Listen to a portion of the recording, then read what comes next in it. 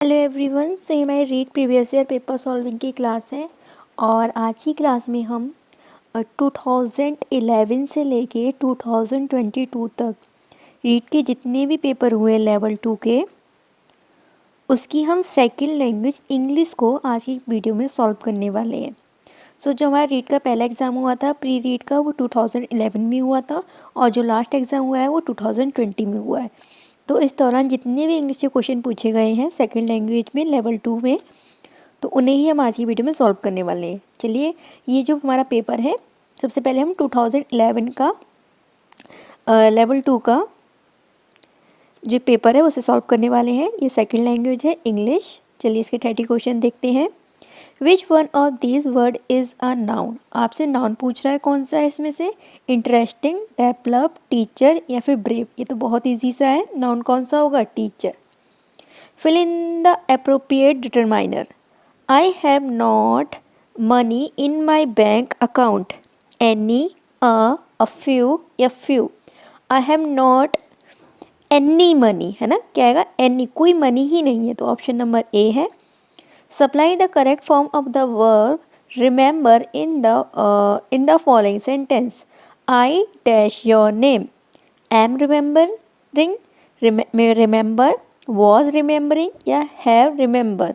So इसके संग कौन सी verb आएगी? remember वाली, ठीक है। I remember your name आप बोल के देखेंगे, आपको तुरंत ही पता लग जाएगा। Pick out the correct verb form. She may walk along the road when she dash him. Meet, have meet, was meet या meet.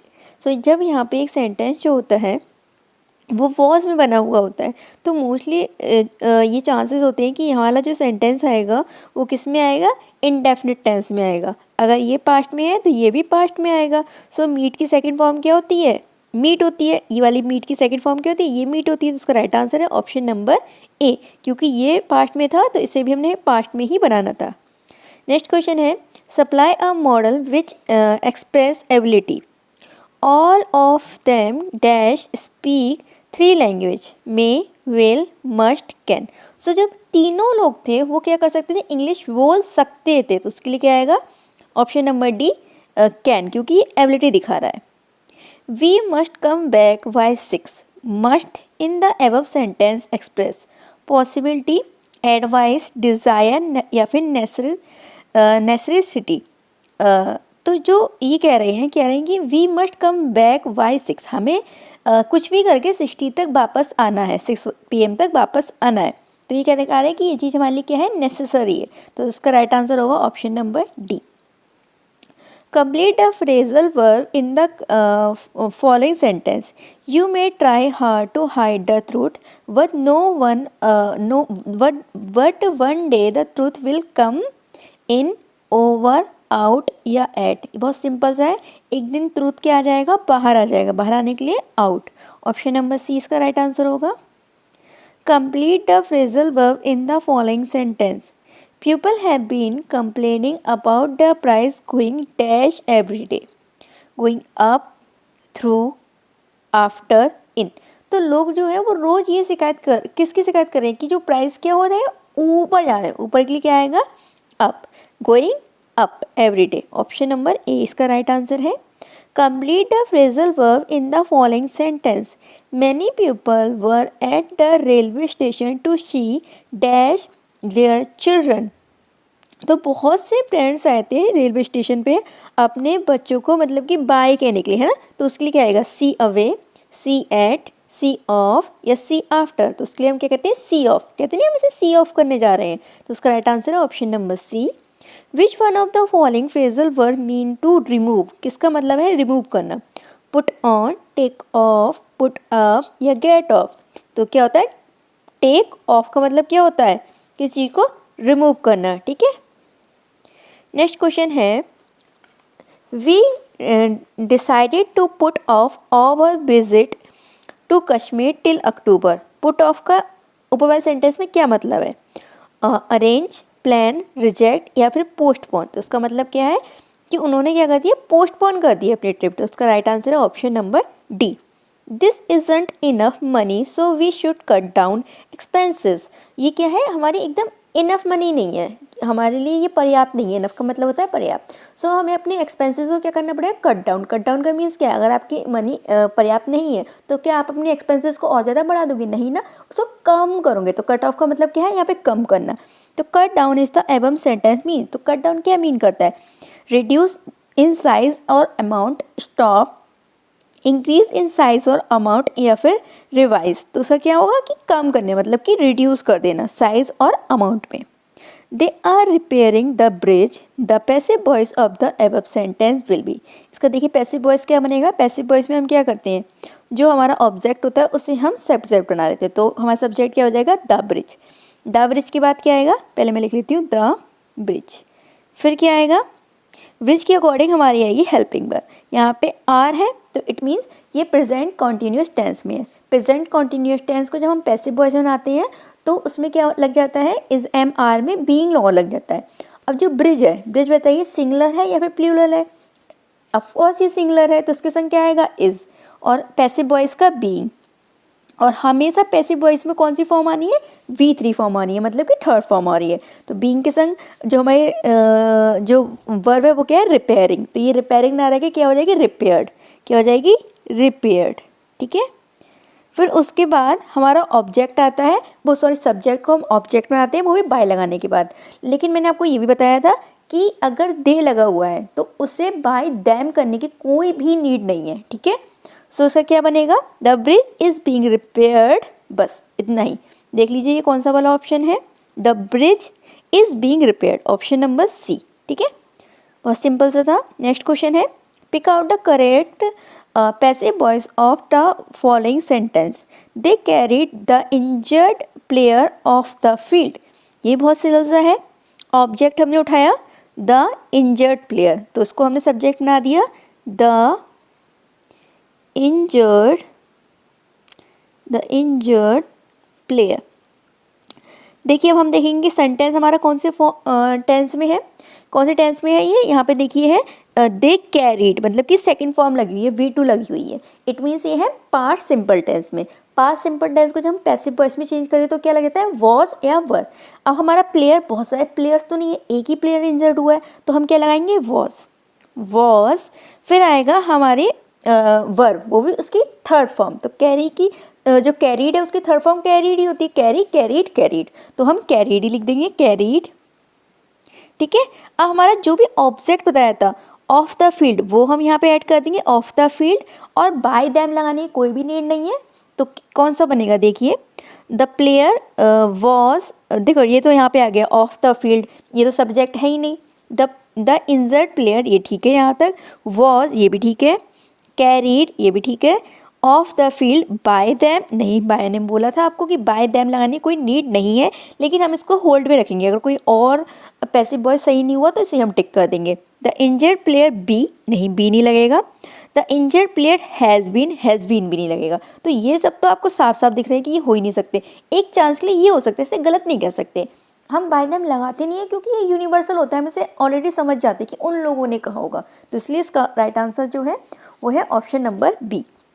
नेक्स्ट क्वेश्चन पे बढ़ते हैं। He said Kavita when is the next train.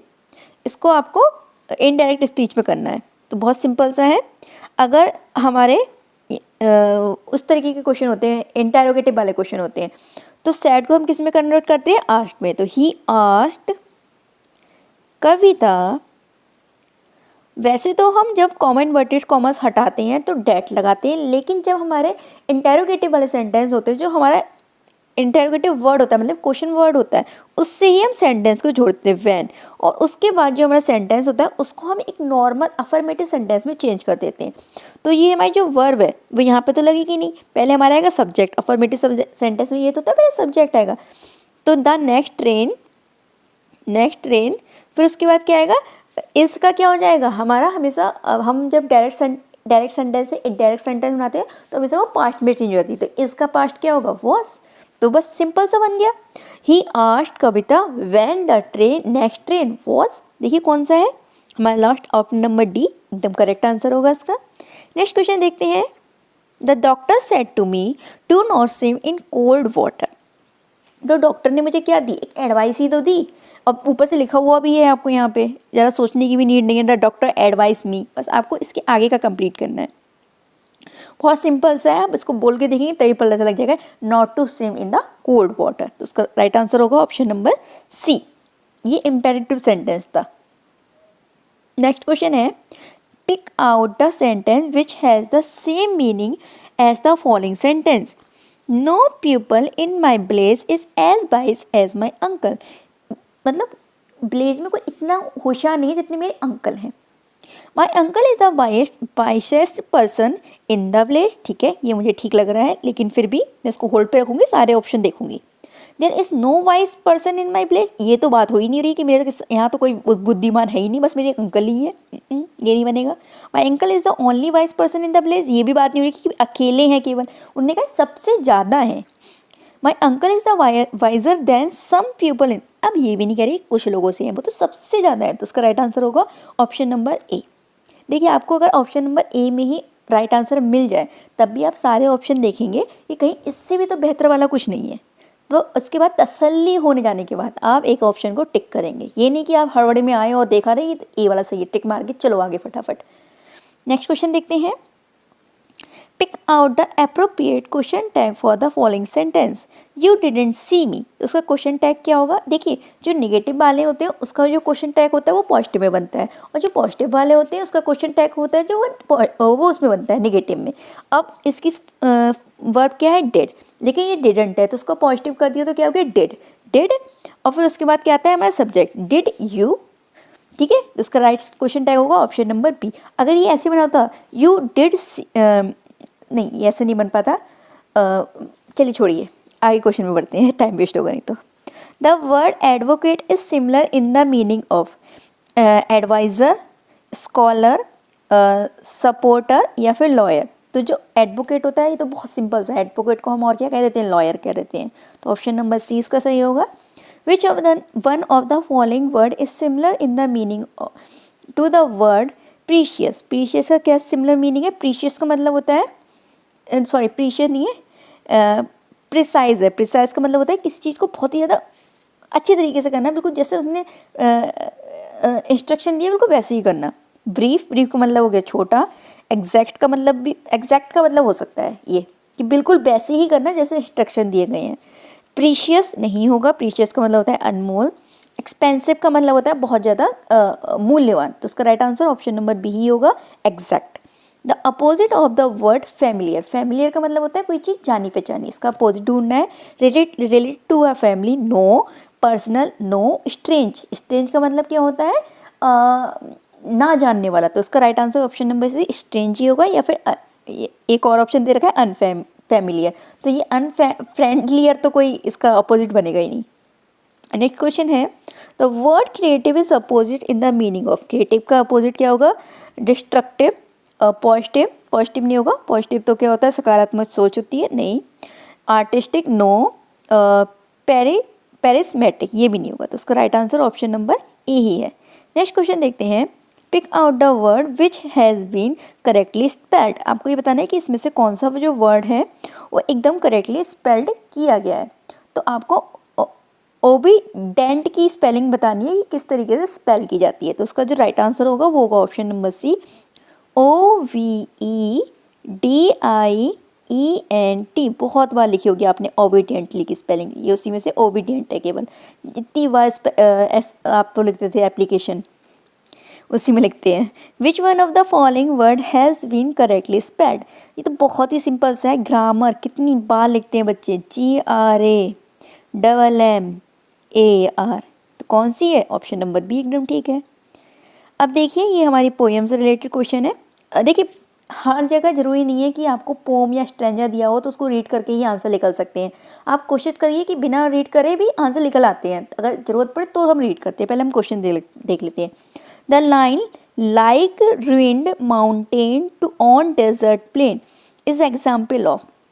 Figure of speech पूछ रहे हैं। सबसे पहले ही आपको लाइक दे दिया, लाइक देखते ही आप लगा देंगे ये कौन सी फिगर ऑफ स्पीच है, सिमिली। ऑप्शन नंबर ए, जहाँ पे भी आपको लाइक दिख जाए या फिर एज दिख जाए वहाँ पे हमेशा ही कौन सी फिगर ऑफ स्पीच होती है, सिमिली, यही इसकी पहचान होती है। Which one of the following Paris give us N example of alteration. Alteration के में क्या होता है, ये भी एक फिगर ऑफ स्पीच का टाइप ही है। इसमें कोई एक कॉन्सोनेंट जो वर्ड होता है वो बार बार रिपीट होता है, जैसे कि एस बार बार रिपीट हो जाएगा या फिर एम बार बार रिपीट हो जाएगा। देखते हैं, हार्प ऑफ माई कंट्री, इसमें से देखिए कोई भी वर्ड रिपीट हो रहा है कॉन्सोनेंट, ऐसा तो कुछ नहीं हो रहा है। स्ट्रिंग एंड स्ट्रेन, तो यहाँ पे एस रिपीट हुआ, हाँ, टी भी रिपीट हुआ, हाँ, आर भी रिपीट हुआ, हाँ, तो इसमें अल्टरेशन है। बाकी और भी देख लीजिए, और में किसी में नहीं है, मैंने देख लिया है। तो ऑप्शन नंबर सी इसका ठीक आंसर होगा। अ सोनेट यूजली कंटेंस, आपको याद रखना है कि सोनेट कितनी लाइन होती है, तो उसमें कितनी लाइन होती है, 14 लाइन होती है, तो उसका ऑप्शन नंबर डी एकदम ठीक आंसर होगा।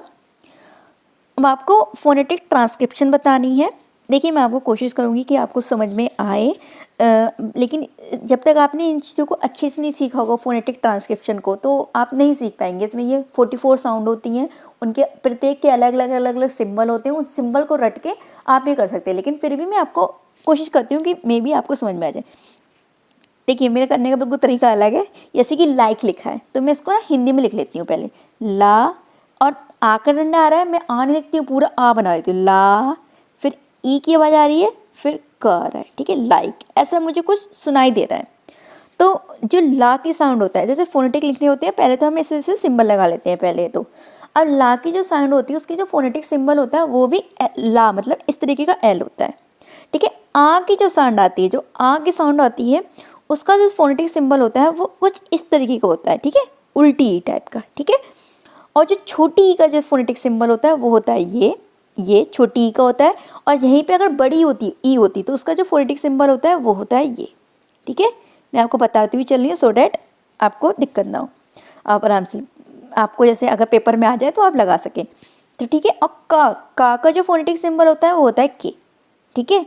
तो देख लीजिए यहाँ ये इस तरीके का किस में लिखा हुआ है, ये तो ऑप्शन नंबर ए में ही लिखा हुआ है, तो हमारा ऑप्शन नंबर ए ठीक हो जाएगा, लाइक। तो लाइक का फोनेटिक सिंबल कुछ इस तरीके का हुआ, आप याद रखिएगा कि ला जब आवाज आएगी तो उसको फोनेटिक सिंबल ला ही होता है, मतलब कि एल होता है। अब ऐसे ही एल होगा बना हुआ, ये नहीं कि आपने ये वाला एल बना दिया, नहीं। आ, बड़े आ का फोनेटिक सिंबल लाइक दिस, ठीक है। और ई, छोटी ई का जो फोनेटिक सिंबल होता है वो होता है आई, बड़ी ई का जो फोनेटिक सिंबल होता है वो इस तरीके का होता है, आई बनाएंगे उसके पीछे 2 डॉट, ठीक है। और का जो फोनेटिक सिंबल होता है वो के होता है, ठीक है। अब हम नेक्स्ट देखते हैं, ट्री, ये भी लिख लीजिए, ट्री, टी, टा पे छोटी की मात्रा, ठीक है, इसे मैं रेस कर दिया, टी, टा पे छोटी की मात्रा है, छोटी लिख लिया, और रा पे बड़ी की मात्रा आ रही है, ट्री, रा पे बड़ी की मात्रा, टी री, ऐसे तो आ रहा है, ट्री। तो टा के लिए कौन सी फोनेटिक सिंबल होती है, टी ही होती है, हमारे टा के लिए फोनेटिक सिंबल क्या होती है, टी ही होती है, ठीक है। देन है ट्री, यहाँ पे ई की साउंड नहीं आ रही है, बस और आर की जो साउंड होती है वो होती है आर, ठीक है। आर की जो रा की जो साउंड होती है वो आर ही होती है, रा की साउंड होती है आर। और अभी मैंने आपको बताया था कि बड़ी की जो साउंड होगी वो कौन सी होगी, आई के आगे 2 बिंदु, आई के आगे 2 बिंदु, देखिए कहाँ बना हुआ है ऐसा, ये बना हुआ है ऑप्शन नंबर सी में, ठीक है। आगे हम देखते हैं, ये है हमारा दीज, ठीक है, ये क्या है, दीज। तो दा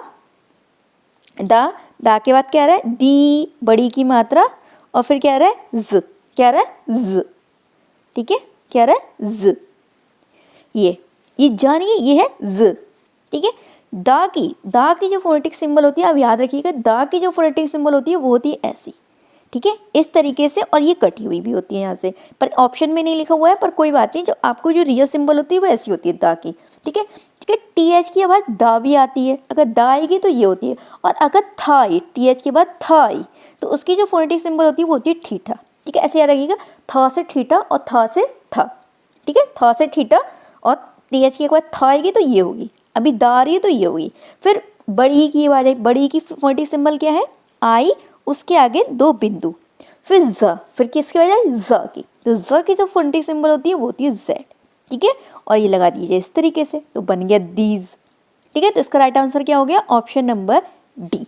आई होप आपको फोनेटिक सिंबल भी थोड़े से बहुत समझ में आए होंगे, बट मुझे भी ये बहुत बड़ा हुआ लगते थे कि ये फोनेटिक सिंबल है क्या, कैसे करूँ कैसे नहीं करूँ, बट एक बार हम इसको अच्छे से तसल्ली से देख लेंगे, इसके 44 सिम्बल्स को ध्यान से एक बार देख भी लेंगे ना, और इस तरीके से करेंगे। ये जो ट्रिक है वो मेरी अपनी ट्रिक है, मैंने ऐसी कहीं पे भी नहीं पढ़ी थी कि इसको हिंदी में लिख के फिर लिखो, पर मुझे ऐसे बहुत ज़्यादा सहूलियत लगती है तो मैं ऐसे ही कर लेती हूँ।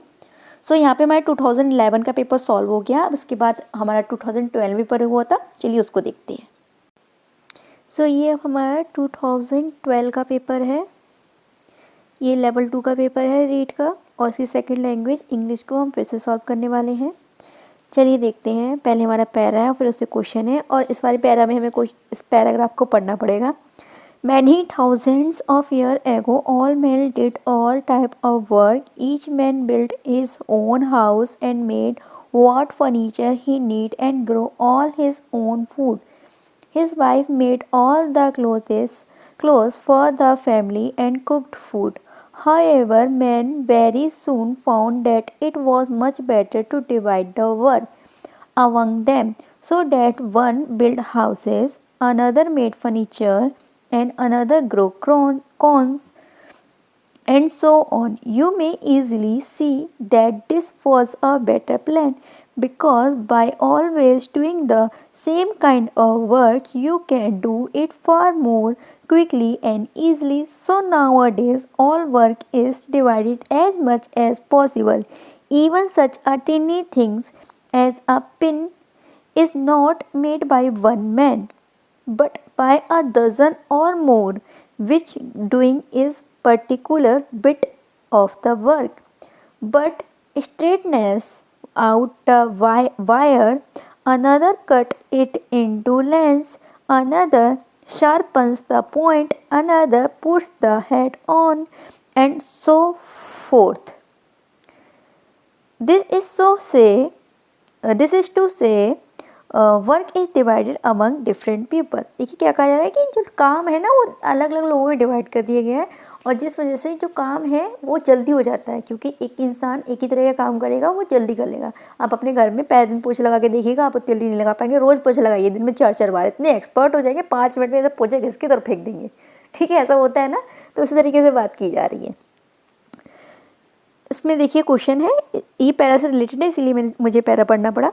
In the third stanza of the second para, so nowadays all work dash dash dash। तो इसमें ये जो इन वर्ड सो है वो किसे इंडिकेट कर रहा है? देखिए सेकंड पैरा में कहाँ लिखा हुआ है सो नाउअडेज, कहाँ लिखा हुआ है better to divide the work among the so you can see that because, हाँ ये रहा यहाँ से, so nowadays all work is divided as much as possible. तो ये सो किसके लिए लगा है? इफेक्ट के लिए, ऑफ अ कॉज मतलब इसके कारण, cause as an effect, similarity या फिर कंपैरिजन। देखिए ये किस लिए लगा है कि के कारण, कॉज के कारण। ठीक है, तो ऑप्शन नंबर ए इसका ठीक होगा। नेक्स्ट क्वेश्चन है, the word however at the beginning of the second paragraph indicate a supporting idea but old idea, an idea in the same direction, an idea in the opposite direction। देखिए यहाँ पे क्या लगा है? however लगा है, however man will soon। तो ये एक नया अन्य डायरेक्शन दिया था ना, यहाँ पे तो ओल्ड तरीके की बात हो रही थी, कैसे सब अपना अपना काम करते थे, फिर उन्होंने डिवाइड कर दिया, तो नया आइडिया दिया ना ने। तो इसका जो राइट आंसर है वो है option number C. Complete the following sentence with the correct verb form, all work dash by all man. तो यहाँ पे क्या लगेगा? Was done, option number A ठीक होगा। Which one of the following word would be an appropriate title of the above passage? All type of work, type of people, division of labor, life in the past। तो देखिए यहाँ पे division की बात हो रही है, तो उसका राइट आंसर होगा option number C. The author of the above passage is of the opinion that the way people worked thousands of years ago was। बात कर रहे हैं कि जो बहुत साल पहले जो काम हुआ करता था उसके कंपैरिजन में आज का काम कैसा है? बेटर देन द प्रेजेंट, जो पहले काम था वो ज़्यादा अच्छा था? नहीं। मोस्ट प्रॉपर, जो पहले काम था वही अच्छा था कि सब लोग अपना अपना काम खुद ही करें, अपना घर खुद बनाएं, अपनी लकड़ी खुद काटें, अपने घर में पोछा भी खुद लगाए हैं? नहीं। मोस्ट एफिशिएंट, बहुत ही ज़्यादा एफिशिएंट था या फिर नॉट एफिशिएंट? तो नॉट एफिशिएंट है, तो चेंजेस आए, तो ऑप्शन नंबर डी सही है। अब ये हमारी पोएम है, बहुत लंबी चौड़ी पोएम है। अब इसमें पूछ रहे हैं कि who has been personified in the above poem, तो किसका पर्सोनिफिकेशन किया गया है अबव पोएम में, वो आपसे पूछ रहे हैं। पढ़नी पड़ेगी, बहुत लंबी है। The squirrel goes Oreo his accomplished herd, the ant like brimmed their germs with rip grain, and honey bee have stored the sweet of summer in their luster cell. The swallows all have been winged across the main. But here is atom. अब क्या किसका personification किया था? Atom का, autumn का, autumn का personification, season की बात की जा रही है। तो ऑप्शन नंबर 20 का सही है। अब बोला गया है इन द अबव पोएम, जो लाइन 2 है वो किस लाइन के संग राइम कर रही है। तो देखिए हमारी लाइन 2 में लास्ट में क्या है, हम लास्ट राइम के लिए लास्ट वर्ड देखते हैं, ग्रेन। तो ग्रेन देखिए किसके संग वो कर रहा है राइम। तो देखिए ग्रेन किसके संग कर रहा है? प्लेन के संग। तो लाइन देखिए 1 2 3 4 5 6 7 8 वाली लाइन के संग राइम कर रहा है। तो देखिए 8 वाला है, हाँ 8 और 5 है, और तो कोई नहीं 8, तो ये 8 और 5 वाली होगी। The grains with the rib grain contains the example of, simile नहीं है, लाइक नहीं लगा है इसलिए ना एज लगा हुआ है। मेटाफोर में कंपैरिजन होता है, यहाँ पे कंपैरिजन भी नहीं दिख रहा है। पर्सोनिफिकेशन में किसी निर्जीव चीज को सजीव बना के दिखाया जाता है, तो वो भी नहीं हो रहा है। तो कौन सा रहेगा? केवल अल्टरेशन। अल्टरेशन में क्या होता है, कोई भी एक कॉन्सोनेंट जो साउंड होती है या फिर वर्ड होता है उसका बार बार रिपीटिशन होता है, जैसे कि यहाँ पे जी का रिपीटिशन हुआ है, ठीक है, ए का रिपीटिशन हुआ है, इस तरीके से, इसलिए यहाँ पे अल्टरेशन वो है फिगर ऑफ स्पीच। नेक्स्ट है which of the following line contains a simile. अब आपको सिमिली को ढूंढना है। सिमिली ढूंढने के लिए बस आप लाइक ढूंढ लीजिए, लाइक और एस ढूंढ लीजिए। लाइक ढूंढिए, लाइक कहाँ लिखा है? देखिए पहला मुझे लाइक मिल गया, ये लिखा हुआ है। इसकी लाइन गिन लेती हूँ, 1 2 3 4 5 6 7 8 9 10 11 12 13 14। एक तो 14 लाइन में है, ठीक है। देख लीजिए 14 के संग किस किस का पैरा बनना है, ये रहा 14 15, और तो किसी ऑप्शन में 14 है ही नहीं, तो इट मीन 14 और 15 में ही होगा, तो ऑप्शन नंबर ए सही है। अब आपसे कह रहे हैं कि 14 से लेके 17 तक की जो राइम लिखी गई है ऊपर, उसका आपको पैटर्न बताना है, राइम स्कीम बतानी है। देखिए लास्ट की ये 4 लाइन है, राइम स्कीम बताना बहुत सिंपल होता है, आप सीख लीजिए। जैसे कि हमें ये 4 लाइनें देखनी है, इसका केवल हम लास्ट वर्ड देखेंगे, जैसे कि पास्ट है। पहले वर्ड को हमेशा आप ए राइम स्कीम दीजिएगा। इसकी राइम स्कीम क्या होगी? ए। अगर ये वाला जो लास्ट वर्ड है वो इससे राइम कर रहा है, पास्ट और अवे, क्या राइम कर रहा है? नहीं कर रहा है। अगर राइम कर रहा होता तो इसे हम ए ही दे देते, लेकिन अभी हम क्या देंगे? बी देंगे। अवे और लास्ट क्या राइम कर रहा है? नहीं कर रहा है, लेकिन पास्ट और लास्ट राइम कर रहा है, तो इसे हम क्या दे देंगे? ए दे देंगे। लास्ट और ग्रे राइम कर रहा है? नहीं कर रहा है। अगर राइम कर रहा था तो इसे हम ए दे देते, लेकिन अवे और ग्रे ये राइम कर रहा है, तो इसे हम क्या देंगे? बी दे देंगे। ए बी, तो इसका राइम स्कीम क्या है? ए बी, तो इसका ऑप्शन नंबर ए ठीक होगा।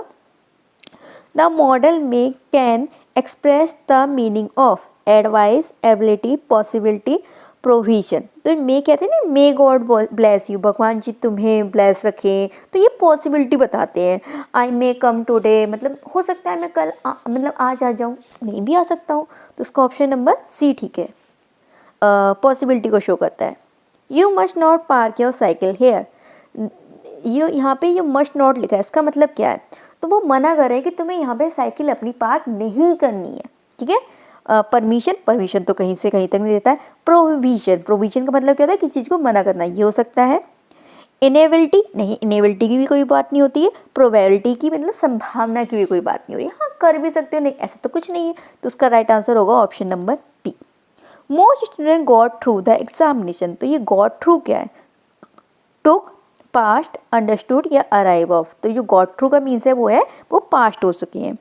The Shakespearean sonnet usually contains, ठीक है, तो शेक्सपियर कॉन्सोनेंट होती है उसमें यूजली, इससे तो मैंने आपको जो 11 वाला भी पेपर हमने जो किया सॉल्व उसमें बताया था कि 14 लाइन्स होती हैं, ये भी याद रखिएगा। उसके अलावा ये भी याद रखिएगा कि इसमें 3 स्ट्रेंजा होते हैं और एक कपलेट होता है, तो उसका राइट आंसर होगा ऑप्शन नंबर डी, 3 स्ट्रेंजर्स और एक कपलेट। नेक्स्ट क्वेश्चन है, an elegy usually give expression of, देखिए ये क्या है, पोएम के टाइप है, जैसे कि सोनेट और ये एलगी, ये दोनों ही पोएम के टाइप है। तो जो एलगी होती है ना, मोस्टली किसी के दुख में लिखी जाती है, जब हम किसी से बिछड़ जाते हैं, किसी की डेथ हो जाती है, तो जो सौरो गीत होते हैं ना, उसे ही हम एलगी कहते हैं। बस ऐसे समझिए, सौरो भरी एक पोएम। फीलिंग ऑफ जॉय, अभी तो मैंने आपको बताया कि किसी की डेथ वगैरह, किसी के शोक में, किसी के दुखी में कोई चीज़ उसमें लिखी जाती है, तो ये तो नहीं हो सकता।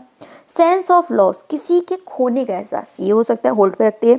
फीलिंग ऑफ विक्ट्री, अरे जीत की, नो। सेंस ऑफ डिफीट, हार की भी इसमें कोई बात नहीं होती, किसकी, लॉस की। ऑप्शन नंबर बी सही होगा इसका। नेक्स्ट क्वेश्चन है, the number of pure vowel sound and diphthongs in English, ये भी आप याद रखिएगा। जैसे कि अगर हमारे इंग्लिश में बात कीजिए कितने अल्फ़ाबेट है, तो हमारे इंग्लिश में कितने अल्फ़ाबेट है, 26 अल्फ़ाबेट है। अगर मैं इनके साउंड की बात करूँ तो कितने साउंड है, 44 साउंड है। इसमें से जो हमारे 20 साउंड है, जो हमारे 20 साउंड है वो तो वोवल साउंड है, और जो 24 साउंड है वो कॉन्सोनेंट साउंड है। इन 20 साउंड में से जो 12 साउंड है वो क्या होते हैं, हमारे प्योर वोवल होते हैं, और जो 8 साउंड होते हैं वो होते हैं हमारे डिप्थॉर्म्स। डिप्थॉर्म्स क्या होते हैं, इसमें 2 वोवल साउंड होती हैं, ठीक है। तो हमारे प्योर साउंड, वोवल साउंड कितने हैं, 12 है, और डिप्थॉर्म्स कितने हैं, हमारे 8 है, याद रखिएगा। तो उसका राइट आंसर है option number C. Next question देखते हैं, the first sound in the word yes in the transcription as, ठीक है। जो य की आवाज़ होती है, किसकी, य की जो आवाज़ होती है, यश, आप इसी तरह को लगे यश, ठीक है। अगर मैं इसका पूरा आपको ट्रांसक्रिप्शन बना के दिखाऊँ तो इस तरह नहीं, पहले तो हम ऐसे डंडे खींच लेंगे, ठीक है। फिर उसके बाद क्या होता है, उसके बाद हम क्या लिखेंगे, या की जो डिप्थॉर्म होती है, जो साउंड होती है, जो सिंबल होता है उसका, वो इस तरीके का होता है, ज जैसा, ठीक है, इस तरीके कुछ होता है य। और शा की जो हमारे साउंड, वो जो सिंबल होता है वो होता है कुछ ऐसा, ठीक है। मतलब एफ बनाना है और उसको काटना नहीं है, तो उसकी पूरी जो डिप्थॉर्म हो गई वो इस तरीके की हो गई, लेकिन केवल हमें पहले वाली की बताइए तो ये हो गई। तो उसका राइट आंसर है option number D. Next question देखते हैं, which is the correct transcription of the last sound in the word blue. Blue लिख के देख लिए, ब ल ला पे बड़ू की मात्रा, तो उससे मैं पूरा ऊ लिख लेती हूँ, बड़ा ऊ की मात्रा मतलब पूरा ऊ, तो लास्ट में क्या आया है, ऊ आया है। आपको मैं पूरी इसकी ट्रांसक्रिप्शन बना के दिखाती हूँ। पहले हम ऐसे बनाएंगे, बा की जो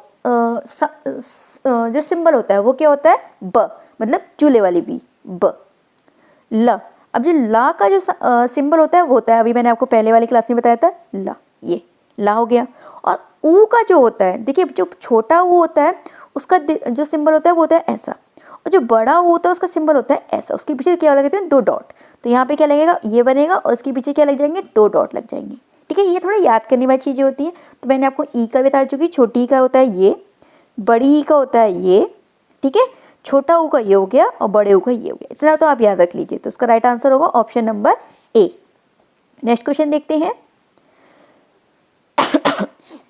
pick out the correct transcription of the word take. आपको टेक की करेक्ट ट्रांसक्रिप्शन बतानी है, तो लिख के देखिए, ट, फिर ए की मात्रा की बजाय ए, फिर क की बजाय टेक, ठीक है। अब इसका हम ट्रांसक्रिप्शन बनाते हैं। पहले हम लाइन खींच लेंगे, टा, टा का जो सिंबल होता है वो बहुत सिंपल होता है, टी। ए का जो सिंबल होता है वो होता है ये, ए, और क का जो सिंबल होता है वो होता है ये, ठीक है। ये बन गया हमारा टेक, बहुत सिंपल सा है। इसका राइट आंसर है option number A. Next question है, which of the following is the correct transcription of the word no.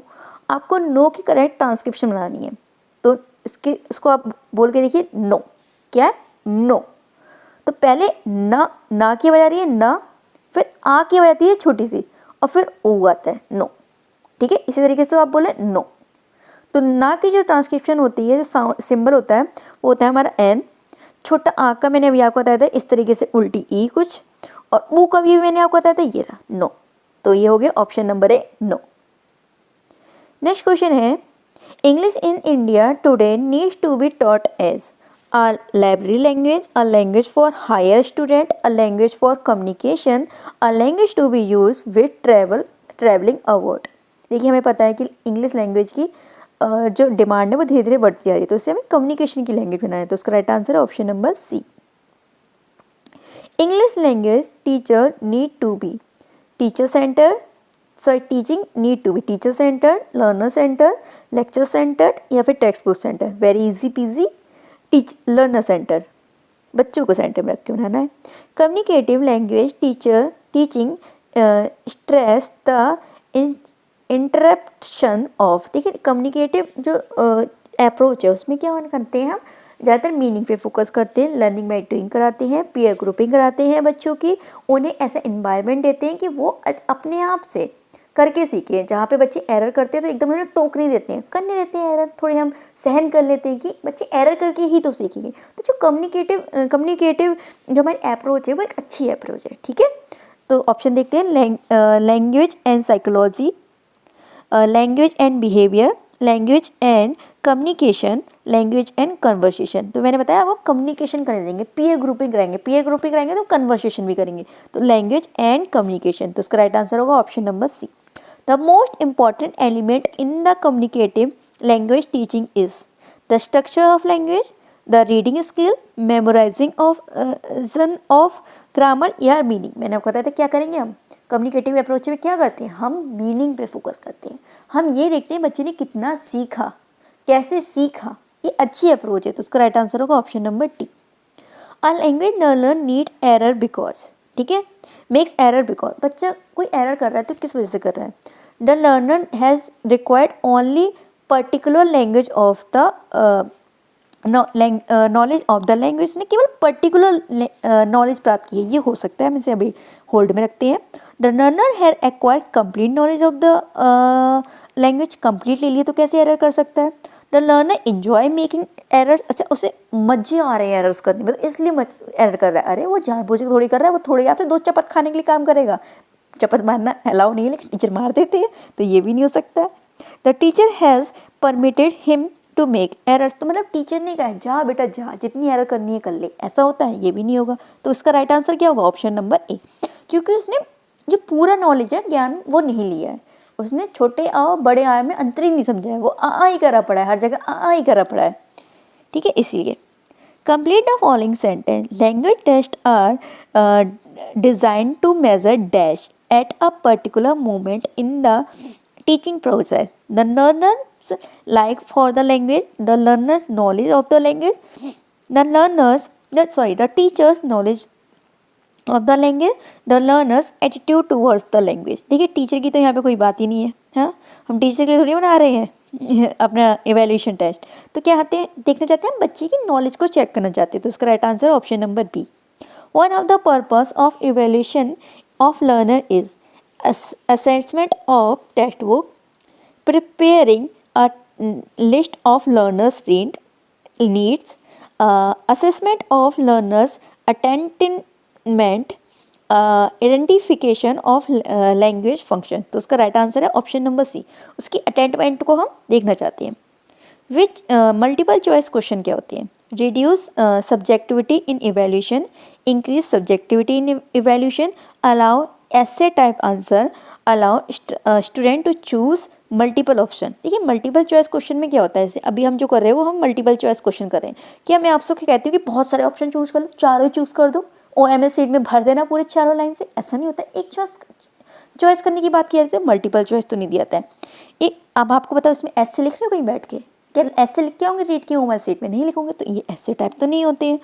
क्या इसमें सब्जेक्टिविटी होती है, आप कहोगे ना मुझे ये ऑप्शन पसंद नहीं आया, मैं दूसरी ऑप्शन बनाऊंगा इसके, तो वो होती है सब्जेक्टिविटी, जहाँ पे आप अपने विचारों को, अपने एक्सप्रेशन को, अपने थॉट्स को एक्सप्रेस कर सके, तो ये भी नहीं होती है। तो ये क्या करते हैं, रिड्यूस करते हैं सब्जेक्टिविटी को। हमने कहा कि हमने 4 ऑप्शन दिए, चाहे गलत है इसी में से ढूंढ के लगाओ, कौन सा तुम्हें कम गलत लग रहा है लगाओ, हमें नहीं पता। तो इसका राइट आंसर है option number A. A recall type test is test of memory, imagination, understanding, speed. Easy peasy question. Memory type कैसा होगा, रिकॉलिंग टाइप क्या होगा, रिकॉल कहाँ से करेंगे, बुद्धि से तो करेंगे, है ना, घुटने से तो करेंगे नहीं, तो option number A memory. The purpose of remedial teaching is to, क्या है रेमेडियल टीचिंग का purpose, introduce new language item, test recently language item, test again the language item not properly learn, test again the language item already learn. अब remedial teaching उन बच्चों के लिए दी जाती है जिनको थोड़ी प्रॉब्लम होती है किसी न किसी फील्ड में, ठीक है, और बच्चों की तरह वो कोप अप नहीं कर पाते हैं चीज़ों को, तो तो उनने जो चीज़ें ऑलरेडी पढ़ी हुई है लेकिन वो चीज़ें उन्हें ज़्यादा समझ में नहीं आई, उन्हीं के लिए तो आप रेमेडियल टीचिंग देंगे। तो इसका राइट आंसर होगा ऑप्शन नंबर सी। यहाँ पे हमारा 2012 का भी जो पेपर है इंग्लिश का वो कंप्लीट होता है। इसके बाद जो पेपर हुआ था वो सीधे 2015 में हुआ था, 2013 और 14 में 2 इयर्स कोई पेपर नहीं होता। तो चलिए फटाफट 2015 वाला पेपर सॉल्व करते हैं अब हम। ये पेपर हमारा 2015 का है और ये भी हमारी सेकंड लैंग्वेज इंग्लिश है लेवल 2 की, इसे भी हम सॉल्व करते हैं। डिप्थोम्स आर, अभी आपको मैंने डिप्थोम्स समझाए थे कि जो हमारे इंग्लिश लैंग्वेज है उसमें पूरे 26 वॉवल्स वो साउंड्स हैं, 26 अल्फ़ाबेट हैं जिनमें 44 साउंड आते हैं, जिसमें से 24 जो साउंड हैं वो कॉन्सोनेंट के हैं और 20 साउंड जो हैं वो वॉवल्स के हैं। उसमें से 20 साउंड्स में से 18 साउंड्स हैं वो प्योर वॉवल हैं और जो केवल 12 साउंड्स हैं वो प्योर वॉवल हैं और 8 साउंड्स हैं वो डिप्थोम्स हैं। डिप्थोम्स में क्या होते हैं, 2 प्योर वॉवल को मिला के डिप्थोम्स बनाए जाते हैं, ठीक है। तो उसका राइट आंसर क्या होगा, combination of two pure vowels. तो ऑप्शन नंबर डी इसका ठीक होगा। Which one of the following does not have I sound, ये आई नहीं, इसी बड़ी ई की साउंड है, ठीक है। अब ये भी मैं आपको बता चुकी हूँ, बड़ी ई की साउंड कैसी होती है, आई और उसके आगे दो बिंदी, तो ये बड़ी ई की साउंड होती है। देखिए बीक, तो आप लिख के देख लीजिए, ब बड़ी ई की मात्रा बीक, ठीक है, बीक सही है। बड़ी ई की बात आप आ जा रही है, बीन तो बड़ी ई की आई, डीप बड़ी ई की, लेकिन प्रीटी में कहीं ई की आवाज आ रही है, पी री आर की आवाज आ रही है सीधे, तो ऑप्शन नंबर डी में नहीं है साउंड आई की, मतलब ई की, बड़ी ई की। नेक्स्ट क्वेश्चन है, pick out the incorrect transcription. आपको इनकरेक्ट ट्रांसक्रिप्शन बताना है, तो आप इसको कैसे पहचानेंगे, आप इसको छोटे ऊ और बड़े ऊ में डिफरेंस करके पहचानेंगे। तो छोटी ऊ का जो फोनेटिक सिंबल होता है वो होता है ये, और बड़े ऊ का क्या होता है, यू के आगे दो बिंदु, ये बड़ा ऊ है। देखिए पूल, तो लिख लीजिए इसे हिंदी में, प बड़ा ऊ अल्लाह, ये तो है। तो कैसे बनेगा, पा के लिए पी बनेगा, बड़े ऊ के लिए यू के आगे दो बिंदु और ला के लिए ये डंडा, मैंने बताया था अभी आपको, तो पूल, ये तो ठीक है। नेक्स्ट है फूल, तो फा के लिए क्या बनेगा, एफ बनेगा, फू बड़ू तो यू दो बिंदु फिर ल, सेम, ठीक है। नेक्स्ट देखते हैं किसकी है, टूल की, तो ट बड़ा ऊ अल, तो टा के लिए क्या बनेगा, टी, बड़े ऊ के लिए ये और दो बिंदु, अल्लाह के लिए हमें एल, डंडा बनाना है, बस ये भी ठीक है। अब लास्ट वाली बची है वही गलत होगी, फिर भी देखते हैं, ये क्या होता है, फुट होता है, फ और फा पे छोटू की मात्रा और ट, फुट, ठीक है। तो फा के लिए क्या होगा, एफ होता है, छोटू के लिए ये होता है, ना कि उसके आगे दो बिंदु, और टा के लिए टी, ठीक है। तो फुट, ये करेक्ट इसका ट्रांसक्रिप्शन होता है, लेकिन इसने बिंदी वाला बना दिया तो फूट कर दिया इनने, तो ऑप्शन नंबर डी ठीक है। नेक्स्ट क्वेश्चन देखते हैं, how many fricative sound are there in English. तो ये कितनी है, 9 है, लर्न कर लीजिए कितनी है, 9। The correct transcription of thick as, तो थिक का करेक्ट ट्रांसक्रिप्शन बताना है, तो था पे छोटी की मात्रा, तो छोटा ई लिख ले, थिक, फिर का आ रहा है, तो था के लिए मैंने आपको बताया था कि क्या सिंबल होगा, अगर था होता है तो था से थीटा, तो थीटा बना देंगे, थीटा, देखिए थीटा ऐसी होती है इसलिए थीटा। छोटी के लिए केवल ये बनाते हैं और का के लिए के, देखिए कौन सी है ये सिंबल, ये है ऑप्शन नंबर ए, सही हो गया आपका। ठीक है, ये जो ट्रांसक्रिप्शन है वो बहुत ज़्यादा ईजी है, बस आपको एक बार समझ में आ जानी चाहिए। विच of the following is not true of first language acquisition, it is universal, it is natural, it does not require formal instruction, it require formal instruction. आप खुद बताइए, आपके सामने कोई छोटा बच्चा हो, वो बोलना सीख रहा हो, तो क्या आप उसको ये बताते हैं ना, बेटा अभी तूने संज्ञा लगा दी है, इसके बाद तुझे वर्ब लगानी है, ना वर्ब लग गई है, अब तुझे काल भी सही से रखना है, ये भी सही रखना है, ऐसे कभी आपने सिखाया, उसे फॉर्मल इंस्ट्रक्शन दिए कोई भी, आपने तो बस ता से तरबूज, अरे बोलो ता बोलो ता, अरे पा बोलो पा, ऐसे करके आपने सब कुछ सिखा दिया। तो क्या है, आपको फॉर्मल इंस्ट्रक्शन की नीड नहीं होती है। तो उसका ऑप्शन नंबर डी क्या होगा, इनकरेक्ट होगा, क्योंकि यहाँ पे नॉट ट्रू पूछ रहे थे। Evaluation does not ascertain. The education stand for the institute, the administration stand for the institute, the teacher stand for the institute, the efficiency of the teacher of the institute. देखिए इसमें administration की कोई भी बात नहीं होती है, तो ऑप्शन नंबर सी ठीक होगा यहाँ पे। Which of the following is not part of the traditional classroom? पुराने ज़माने से जो क्लासरूम चले आ रहे हैं वहाँ पे क्या चीज़ मतलब पार्ट नहीं होती थी या नहीं है। टेक्स्ट बुक, चाक, कंप्यूटर नेटवर्क, ब्लैक बोर्ड। देखिए कंप्यूटर नेटवर्क हमारे जो ट्रेडिशनल क्लासरूम है उसका पार्ट नहीं है। जब हम आज के टाइम पे आगे बढ़ते जा रहे हैं तो ये चीज़ें हमारे क्लासरूम में इन्वॉल्व होती जा रही हैं। To motivate and create interest among children, Harold Palmer does not suggest competition, grammar-like exercise, repetition, minimum of confusion। तो इन्होंने ना रिपीटिशन की कोई बात नहीं की थी, तो उसका राइट आंसर है option number C. Error correction does not require, किसमें एरर करेक्शन किस तरीके से रिक्वायर नहीं है। To attend to error in a sensitive way, एक अच्छे तरीके से अटेंड करना एरर्स को, ये तो अच्छी बात है, नोट वाली पूछी है। To emphasise the learner through correction, मतलब उस पर करेक्शन के लिए उसके लिए जोर डाल देना ना, अब तुम आगे नहीं बढ़ पाओगे जब तक तुमने ये सही नहीं करा, तो ये बात तो मुझे रॉन्ग लग रही है, फिर से होल्ड में रखते हैं, ये रॉन्ग हुई। और भी देख लेते हैं हम option. To develop a task wherein student can use language frame, हाँ एक टास्क बना दो जहाँ पे बच्चे लैंग्वेज फ्रेम कर सके, ये बात भी अच्छी है। To provide good model of an expanded grammatic alternate, ये भी बहुत अच्छी बात है, तो ऑप्शन नंबर बी ठीक होगा, ये वाला हम काम नहीं करेंगे। Which of the following skill will not be strengthened by using text book as material of teaching. Effective writing, comprehension skill, grammar skill या फिर कम्युनिकेशन स्किल। कम्युनिकेशन स्किल हमारी टेक्स्ट बुक के थ्रू डेवलप नहीं होती, जब तक हम आपस में बात नहीं करेंगे तब तक हमारी कम्युनिकेशन स्किल अच्छी नहीं होगी। One should not learn English because it is the language of knowledge, it is window of the world, it is language of British rule, it is the language of liberal modern thinking. देखिए ये Britishers की language है इसलिए हम English पढ़ें, ये कोई sense नहीं बनता, तो ऑप्शन नंबर सी ठीक होगा। The students learn pattern of language by repeating model sentence that teacher provide. They memorize sentence phrases and receive positive reinforcement from their teacher when they perform drill. The method is audio linguistic method, communicative approach, total physical response या the silence way.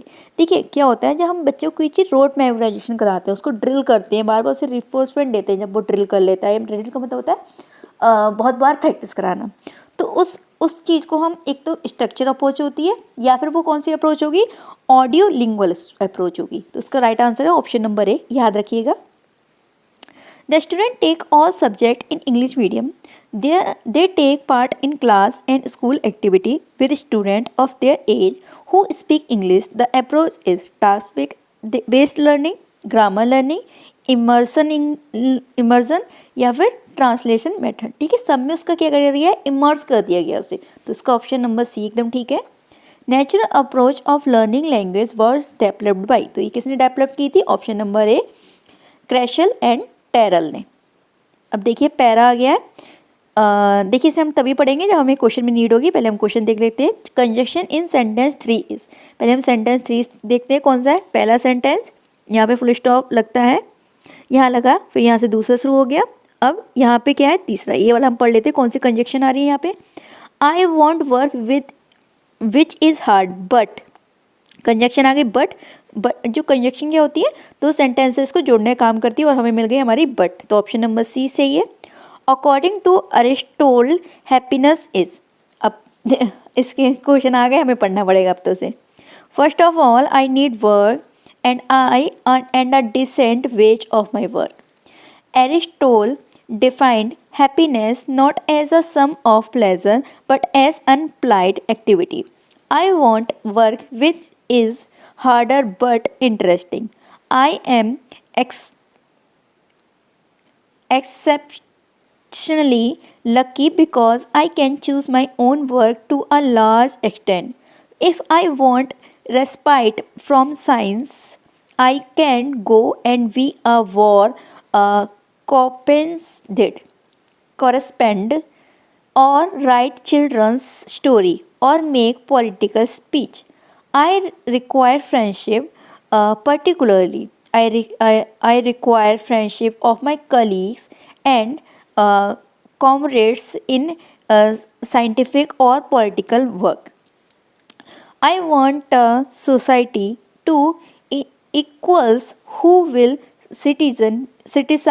criticize me and whom I can criticize. देखिए अब क्या है, according to Aristotle happiness is, वो तो उन्होंने क्या कहा है कि अभी आपने देखा था कि हैप्पीनेस किस चीज़ में है, हैप्पीनेस अनइम्प्लाइड एक्टिविटीज़ में, तो उसका राइट आंसर होगा option number B.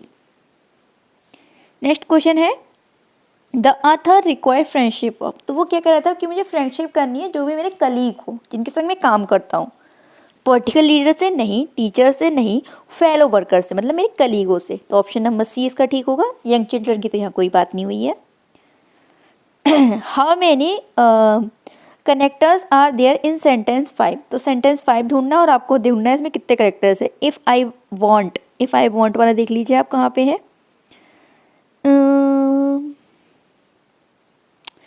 I want work, I am कहाँ है, इफ़ आई वॉन्ट, ये रहा, यहाँ से लेके यहाँ तक देख लीजिए कितने कनेक्टर्स है. इफ़ आई वॉन्ट, आप इफ़ को कनेक्टर नहीं समझेंगे, यहाँ पे कोई कनेक्टर का काम नहीं कर रहा है किसी भी लाइन से. If I want, I respite from है. Science, I can go and, ठीक है, बी अ वर्क कॉरेस्पॉन्डेंट, और ठीक है, और एक और राइट चिल्ड्रन स्टोरी, और मेक पॉलिटिकल स्पीच. तो कितने कनेक्टर्स हैं यहाँ पे, 1 2 3 4, कितने हुए, 4 हुए. तो उसका राइट आंसर है ऑप्शन नंबर सी 4. देखिए ये क्वेश्चन तो रिपीट नहीं होने वाले, जाहिर सी बात है, लेकिन मैं फिर भी आपको अच्छे से डिटेल में एक्सप्लेन करके कराती हूँ सो डैट इनसे मिलते जुलते ही क्वेश्चन आएंगे एग्जाम में तो आप कर सके. नेक्स्ट क्वेश्चन है why does the narrator want work, किस लिए वो काम करना चाहता था. टू गेट डिसेंट वेजेस, उसने शुरू में कह दिया कि भैया मुझे पैसे से कोई मतलब नहीं, मुझे तो इंटरेस्टिंग वाला काम चाहिए. टू मेक फ्रेंड्स, नहीं. टू गेट हैप्पीनेस, हाँ वो खुश रहने के लिए काम करना चाहता था. तो उसका राइट आंसर है ऑप्शन नंबर सी. ये पोम है, इससे रिलेटेड क्वेश्चन पूछे जाएंगे. ठीक है, पहला हम क्वेश्चन देखते हैं क्या है. Seasons of sweet silent thought, ये किसका एग्जाम्पल है, फिगर ऑफ स्पीच पूछी है. देखिए एस एस एस, तो क्या है, अल्टरेशन. नेक्स्ट क्वेश्चन है the rhyme sense in the poem. देखिए राइम सेंस को देख लीजिए आप, क्या है, लास्ट वर्ड देखेंगे थॉट. पहले वाले को हमेशा आपको राइम स्कीम क्या देनी है, ए. क्या थॉट पास से मैच कर रहा है, नहीं हो रहा है तो बी देंगे. शॉर्ट से हो रहा है, नहीं हो रहा है, लेकिन थॉट शॉर्ट मैच कर रहे हैं तो ये हो गया ए, और पास्ट और वेस्ट मैच कर रहे हैं तो ये हो गया बी. ठीक है, ए बी, ये हमारी राइम स्कीम हो गई इसकी. देख लीजिए कौन सी है, ए बी, ये रहा ऑप्शन नंबर बी. 63 जो क्वेश्चन था वो हमारा एक बोनस क्वेश्चन था, इसमें आपको सबको नंबर मिले थे. Pick out the correct example of metaphor. Metaphor का आपको करेक्ट एग्जाम्पल ढूंढना है. पहला वाला एग्जाम्पल में देखिए लाइक मिल गया, तो ये तो मेटाफोर नहीं है. The ship of the life move on, तो जो मतलब लाइफ की जो शिप है वो क्या कर रही है, मूव ऑन कर रही है. ठीक है, ये हो सकता है. रोज लिप एंड चीक्स, यहाँ पे तो कोई भी कंपेरिजन की बात नहीं हो रही. एज वाइट एज आ गया तो ये भी सिमिली है, तो ऑप्शन नंबर 20 का ठीक होगा.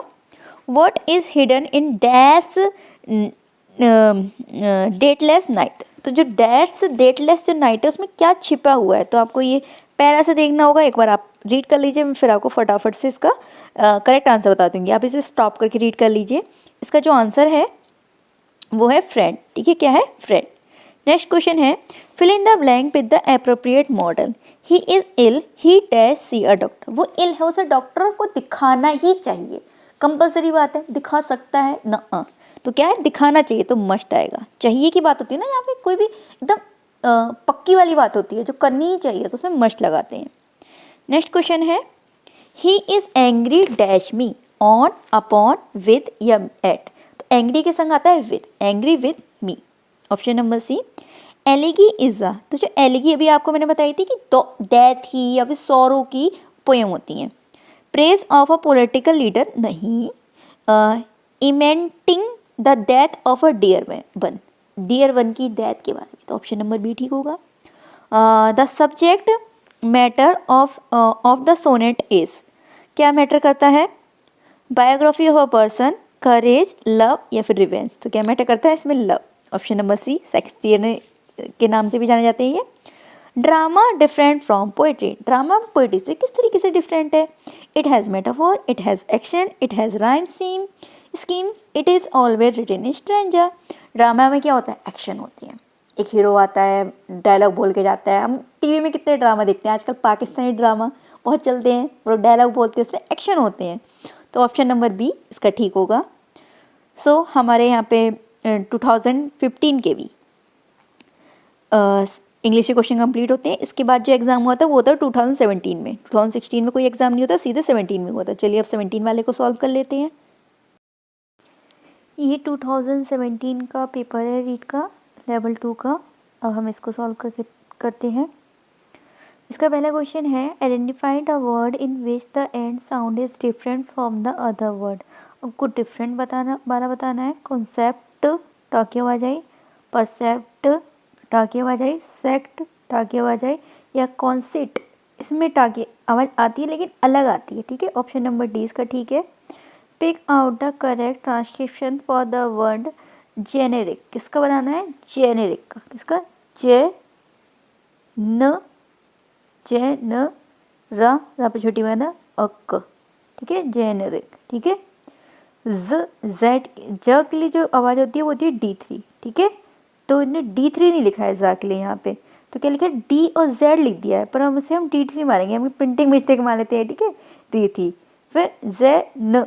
तो देखिए दो जो वॉवल होते हैं ना वो एक संग नहीं आ सकते, दो जो कॉन्सोनेंट होते हैं ना वो एक संग नहीं आ सकते, मतलब व्यंजन जो है एक संग नहीं आ सकते, तो बीच में हमें कुछ ना कुछ तो लगाना पड़ेगा। तो तो यहाँ पे किसकी आवाज़ आ रही है, आ की आवाज़ आ रही है, तो हम आ लगा लेंगे।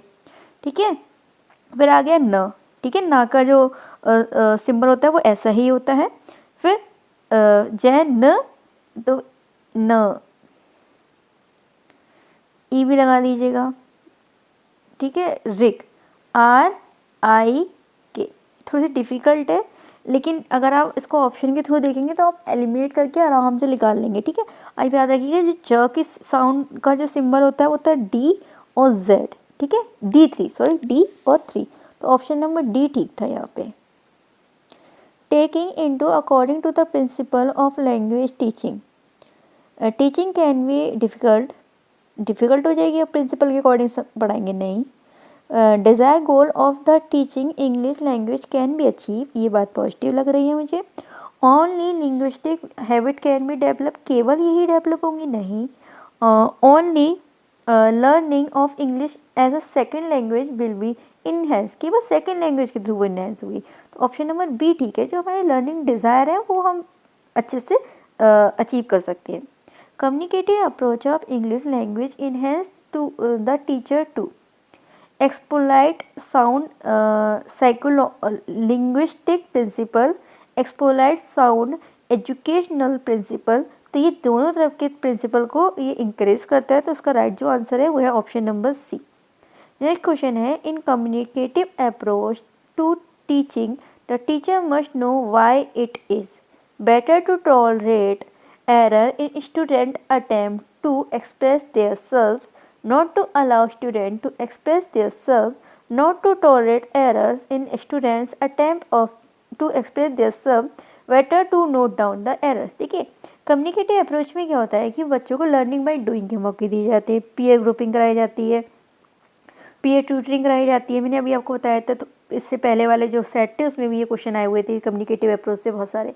तो इसमें क्या है कि अगर कोई बच्चा गलती कर रहा है अपने थॉट्स को एक्सप्रेस करने में, तो आप उनको ना थोड़ा सा टॉलरेट कर लेंगे, आप थोड़ा इग्नोर कर देंगे। आप सोचेंगे अरे नहीं, बच्चे आंसर तो दे रहे हैं ना, तो आपके लिए इंपॉर्टेंट क्या होना चाहिए कि बच्चे अपने आप को एक्सप्रेस करें। जो उनके एरर्स हैं वो क्या है, लर्निंग का ही एक पार्ट होती है। ठीक है, एकदम नहीं उन्हें टोक देना है या उनको नोट कर लेना है या ये कर देना है वो कर देना है कि इसके नोट करके इसकी डायरी में भेज दूंगा, इसके घर पे पर्ची बना के, ना ये सब नहीं करना है।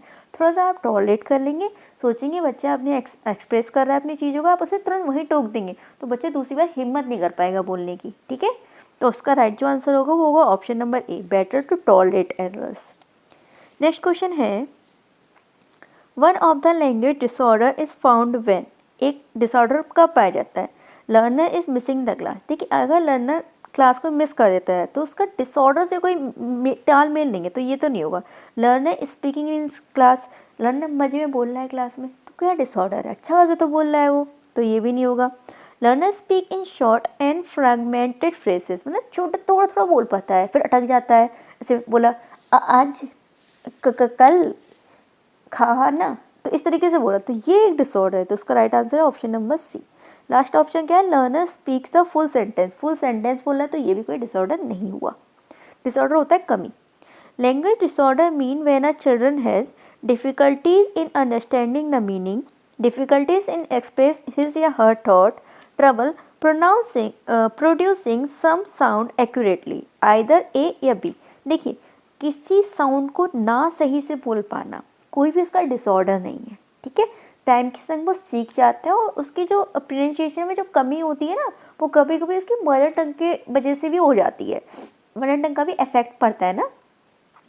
तो जब बच्चा चीज़ों के मीनिंग को नहीं समझ पा रहा है, अपने थॉट्स को फ्रीली बोल नहीं पा रहा है, उनको एक्सप्रेस नहीं कर पा रहा है, तो ये एक लर्निंग डिसऑर्डर है। तो उसका राइट आंसर होगा option number D, either A या फिर बी, मतलब दोनों में से कोई एक। Accurately error occurs due to formal speech habit, slurring over the clipping sound, learner's intelligence, learner give importance to the stress and intonation। उसका जो राइट आंसर है वो है option number B. Next question में बढ़ते हैं। Remedial teaching involves improvement of learning skill,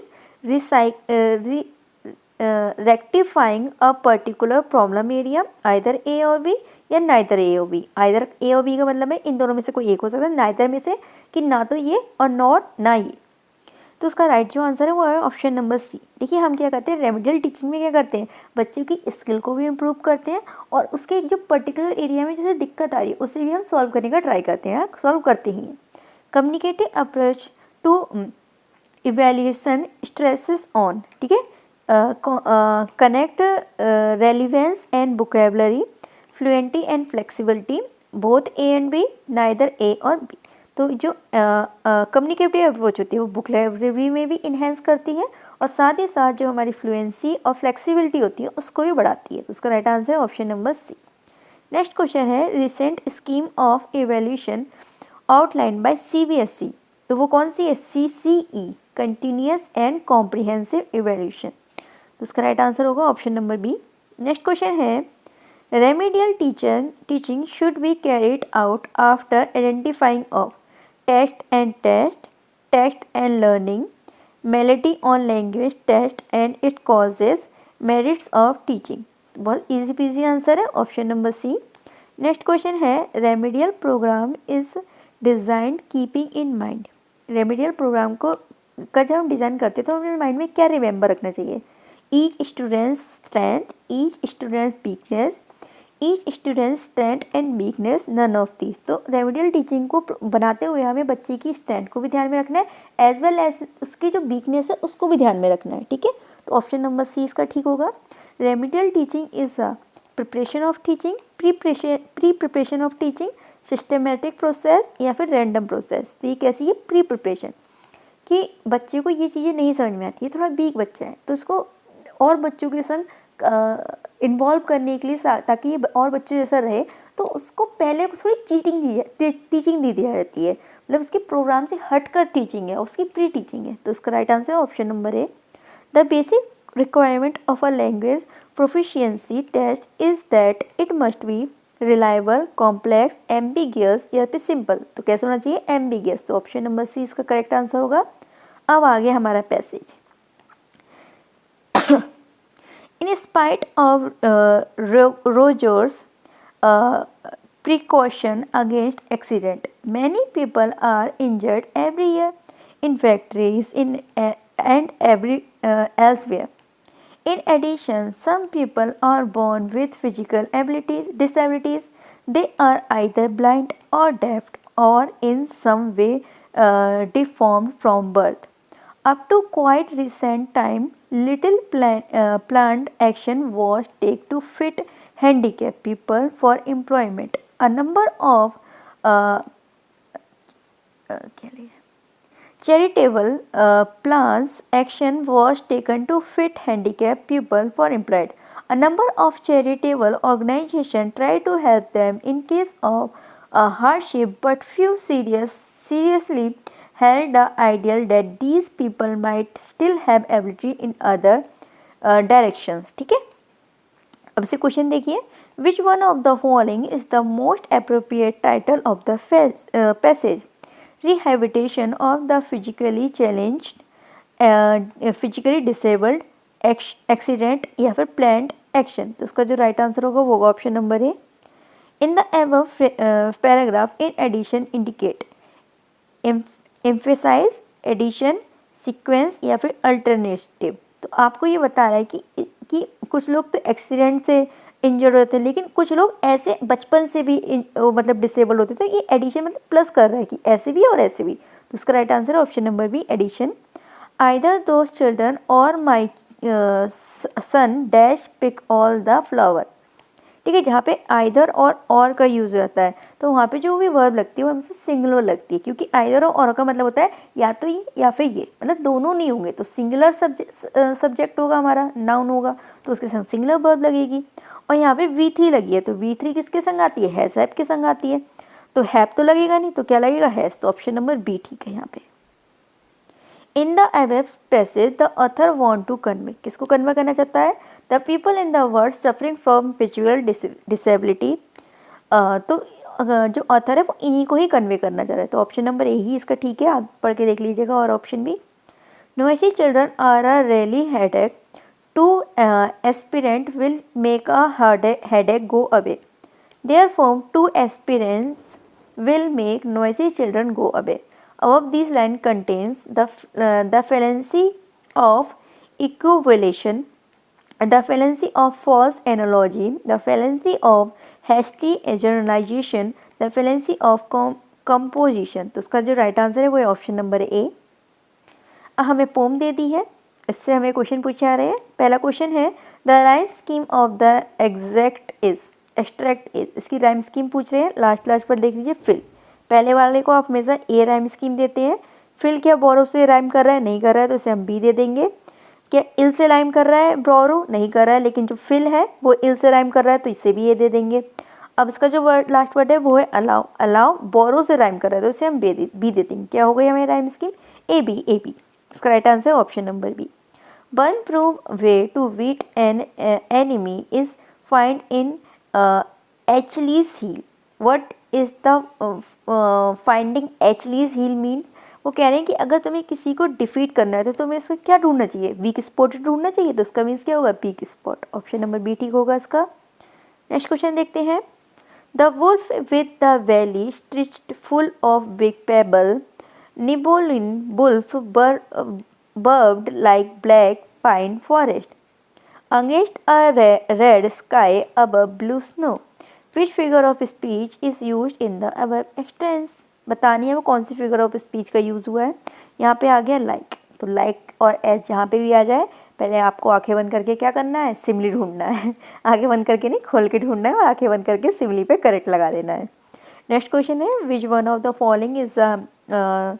following is sometimes called bucolic rhyme. Bucolic rhyme को आप ऐसे याद करिए कि बॉवल से बुकोलेटिक राइम, और जिसमें बॉवल का बार बार रिपीटिशन होता है उस राइम को हम क्या कहते हैं? एसोनेंस। तो ऑप्शन नंबर ए इसका ठीक है।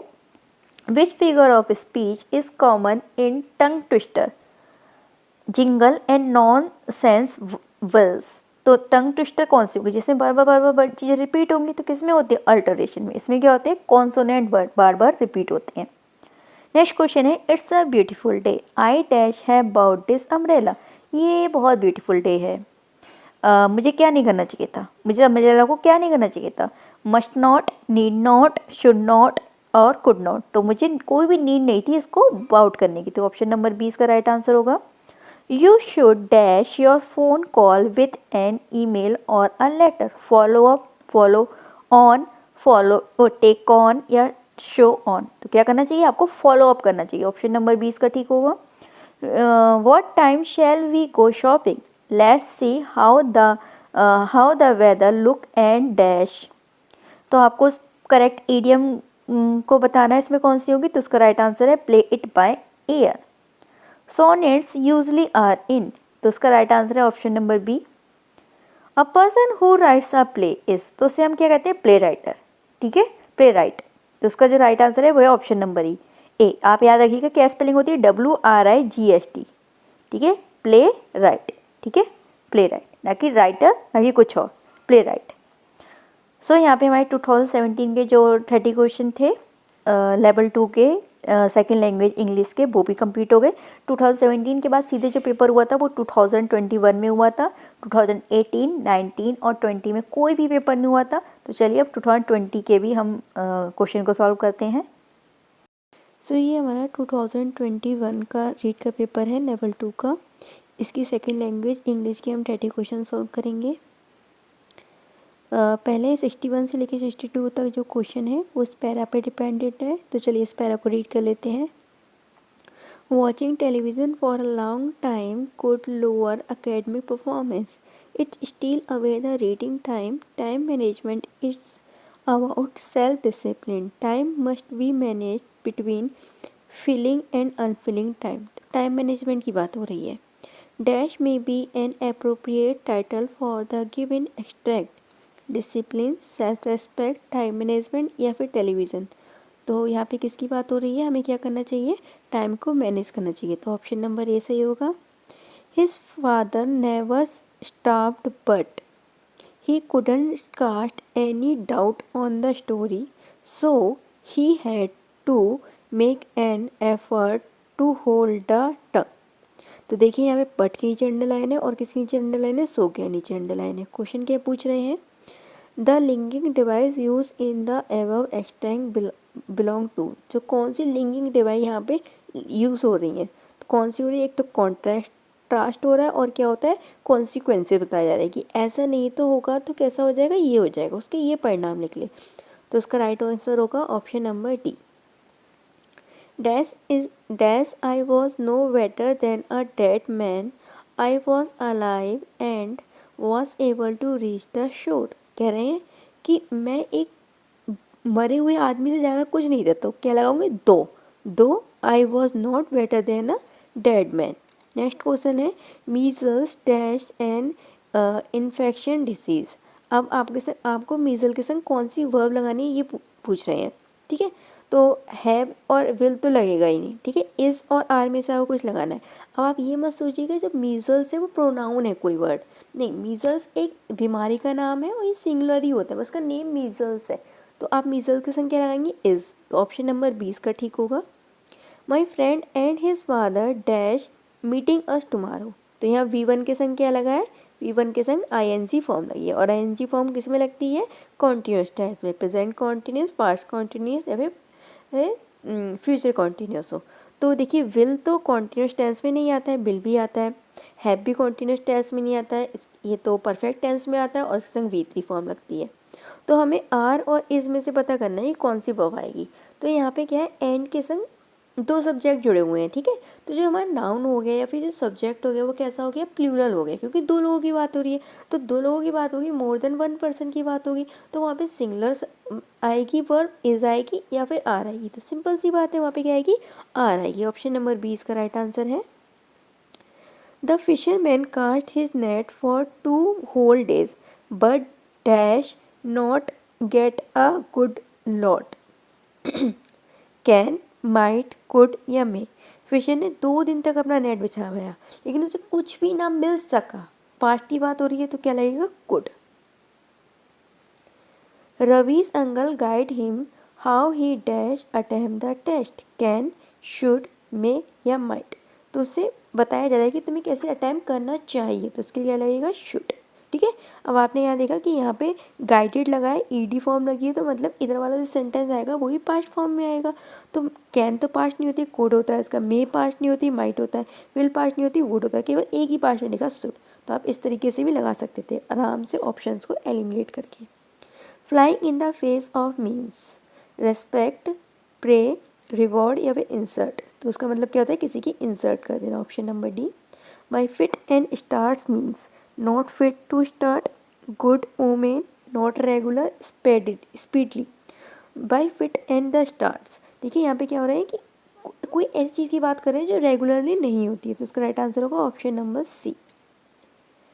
An elegy is a joyful lyric, a poem or that of someone dear, or sonnet or nature, on nature a marriage song. तो आप सबको पता है, इतनी बार मैं बता चुकी हूँ इसी वीडियो में कि एलेजी क्या है, कि एक डेथ का सॉन्ग है। तो ऑप्शन नंबर बी सही होगा। द स्पीकर या फिर narrator is the posture elegy is a musician, a shepherd, a painter या अ स्कल्प्टर। तो क्या होता है, शेपर्ड होता है। ऑप्शन नंबर बी ठीक होगा। Dash is a rhyme scheme of English sonnet.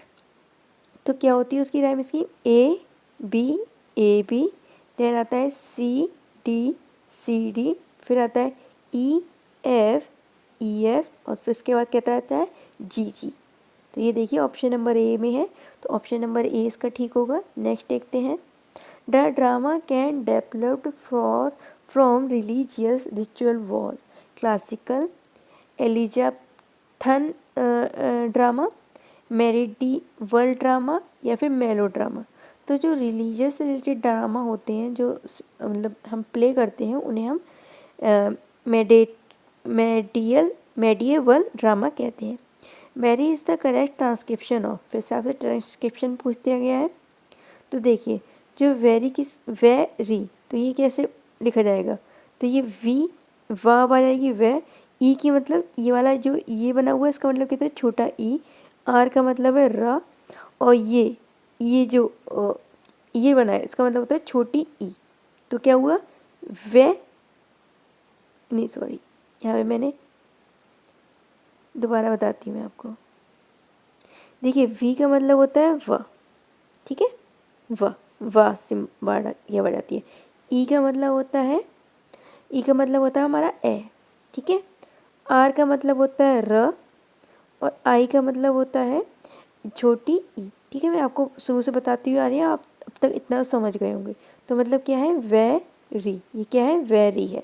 देख लीजिए कौन सा वेरी लिखा हुआ है, तो ये ऑप्शन नंबर बी वेरी, कितना सिंपल है। Exist is the transcription as, तो एग्जिस्ट को आपको ट्रांसक्रिप्शन बना के दिखाना है, एग्जिस्ट। तो ए क जी, ज पे छोड़ी ज, फिर क्या आएगा स और ट, बनाइए। ए के लिए क्या लगेगा, ई ज, यहाँ पे ज की आवाज़ आ रही है, तो ज, यहाँ पे ऐसे कॉमन जिस्ट, ZIST, ठीक है। तो इसका कौन सा सही है, इसका ऑप्शन नंबर हमारा 75 का ऑप्शन नंबर डी सही है, ठीक है। और साथ में सी सही है, दोनों ही सही माने थे बोर्ड ने, ठीक है। इस तरीके से भी लिख सकते हैं और इस तरीके से भी लिख सकते हैं, ठीक है। मेरे अकॉर्डिंग सी वाला ज़्यादा सही है। नेक्स्ट क्वेश्चन है 76 question. The correct transcription of vulture is, ठीक है, वर्च्यू है, व फिर अर की वजह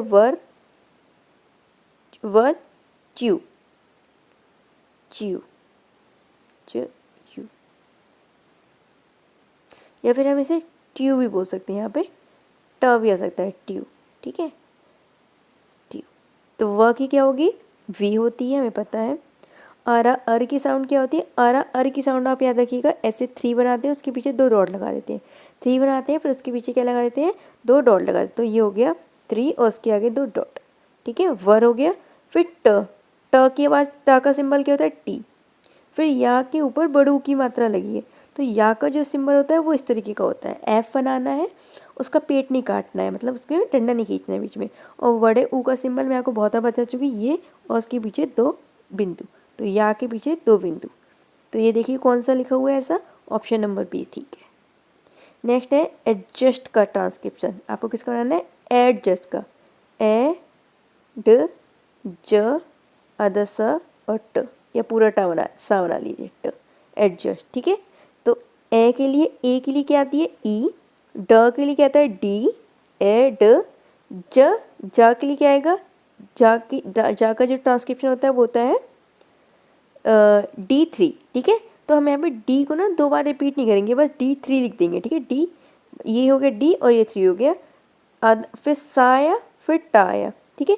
अब 2 व्यंजन को हम एक संग नहीं लिखते, यहाँ पे देखिए ज और स दोनों व्यंजन है, तो यहाँ पे छोटी सी आ की आवाज़ आ रही है, तो उसके लिए हम सिंबल कौन सा लगाते हैं, इस तरीके का। फिर सा के लिए स और ट, ठीक है, एडजस्ट, ठीक है। ये कौन सा वाला है, ये ऑप्शन नंबर ए, ठीक है। तो हमारा कौन सा राइट हो गया, option number A. Next question है vowel is the sound form by, तो ये किसके द्वारा साउंड फॉर्म होती है, एक तो the back of the tongue and soft plate के थ्रू ये साउंड जो होती हैं वो फॉर्म होती हैं। अब ये साउंड पूछ रही है किस तरीके की साउंड है, ये कैसी है, ये है फ्रिकेटिव्स, फ्राइकेटिव्स, ठीक है। ऑप्शन नंबर सी इसका राइट आंसर होगा। Which of the following plays the basic role in learner a mother tongue, motivation, naturalness, habit formation, purpose. देखिए आप नेचुरल उसको टंग सिखा रहे हैं तो वो अपने नेचर के थ्रू सीख जाता है, तो उसका राइट आंसर है option number B. Dash is one of the chief characteristic of communicative approach, तो कम्युनिकेटिव अप्रोच की कौन सी चीफ करेक्टरिस्टिक होगी। Example are given to make the thing clear, it does not need train teachers, learners learns the target language as mother language, textbook plays an important role। देखिए जो board था उसने तो इसका आंसर ऑप्शन नंबर सी माना था, लेकिन मेरे अकॉर्डिंग इसका राइट आंसर ऑप्शन नंबर ए होना चाहिए, क्योंकि जो कम्युनिकेटिव अप्रोच होती है उसमें हम बच्चों को एग्जाम्पल देते हैं, उसके रियल लाइफ से कनेक्ट कराते हैं, तो ये ऑप्शन नंबर ए होना चाहिए था इसका राइट आंसर। आप मुझे बताइएगा कि आपके अकॉर्डिंग कौन सा राइट आंसर होना चाहिए। लिंग्विस्टिक वर्बिलिटी और multilinguistic is a dash to acquire the knowledge of a foreign language, तो ये क्या है, एक टूल है, क्या है बच्चों, एक टूल है, ऑप्शन नंबर सी ठीक होगा। द बेसिक रेमेडियल इंग्लिश में कवर वोकेबलरी, रीडिंग कॉम्प्रिहेंशन, ए और बी दोनों, नन ऑफ दीज। तो देखिए जो रेमेडियल टीचिंग होती है उसमें वोकेबलरी और जो रीडिंग कॉम्प्रिहेंशन होता है दोनों ही कवर हो जाता है, ठीक है, ऑप्शन नंबर सी इसका राइट है। Remedial classes play an important role of society, bright student, disable student, intelligent student. ठीक है, सोसाइटी के लिए तो हम रेमेडियल टीचिंग कर नहीं रहे हैं, ना ही जो बच्चे बहुत अच्छे होते हैं पढ़ने में उनके लिए हम रेमेडियल टीचिंग देते हैं। रेमेडियल टीचिंग हम उन बच्चों को देते हैं जिनमें कोई कमी होती है। वैसे तो डिसेबल वर्ड ठीक नहीं है, लेकिन अंधों में काना राजा भी यही है, तो मतलब डिसेबल वर्ड ठीक नहीं है, उसके लिए स्पेशल चाइल्ड इस तरीके से कुछ लिख सकते थे।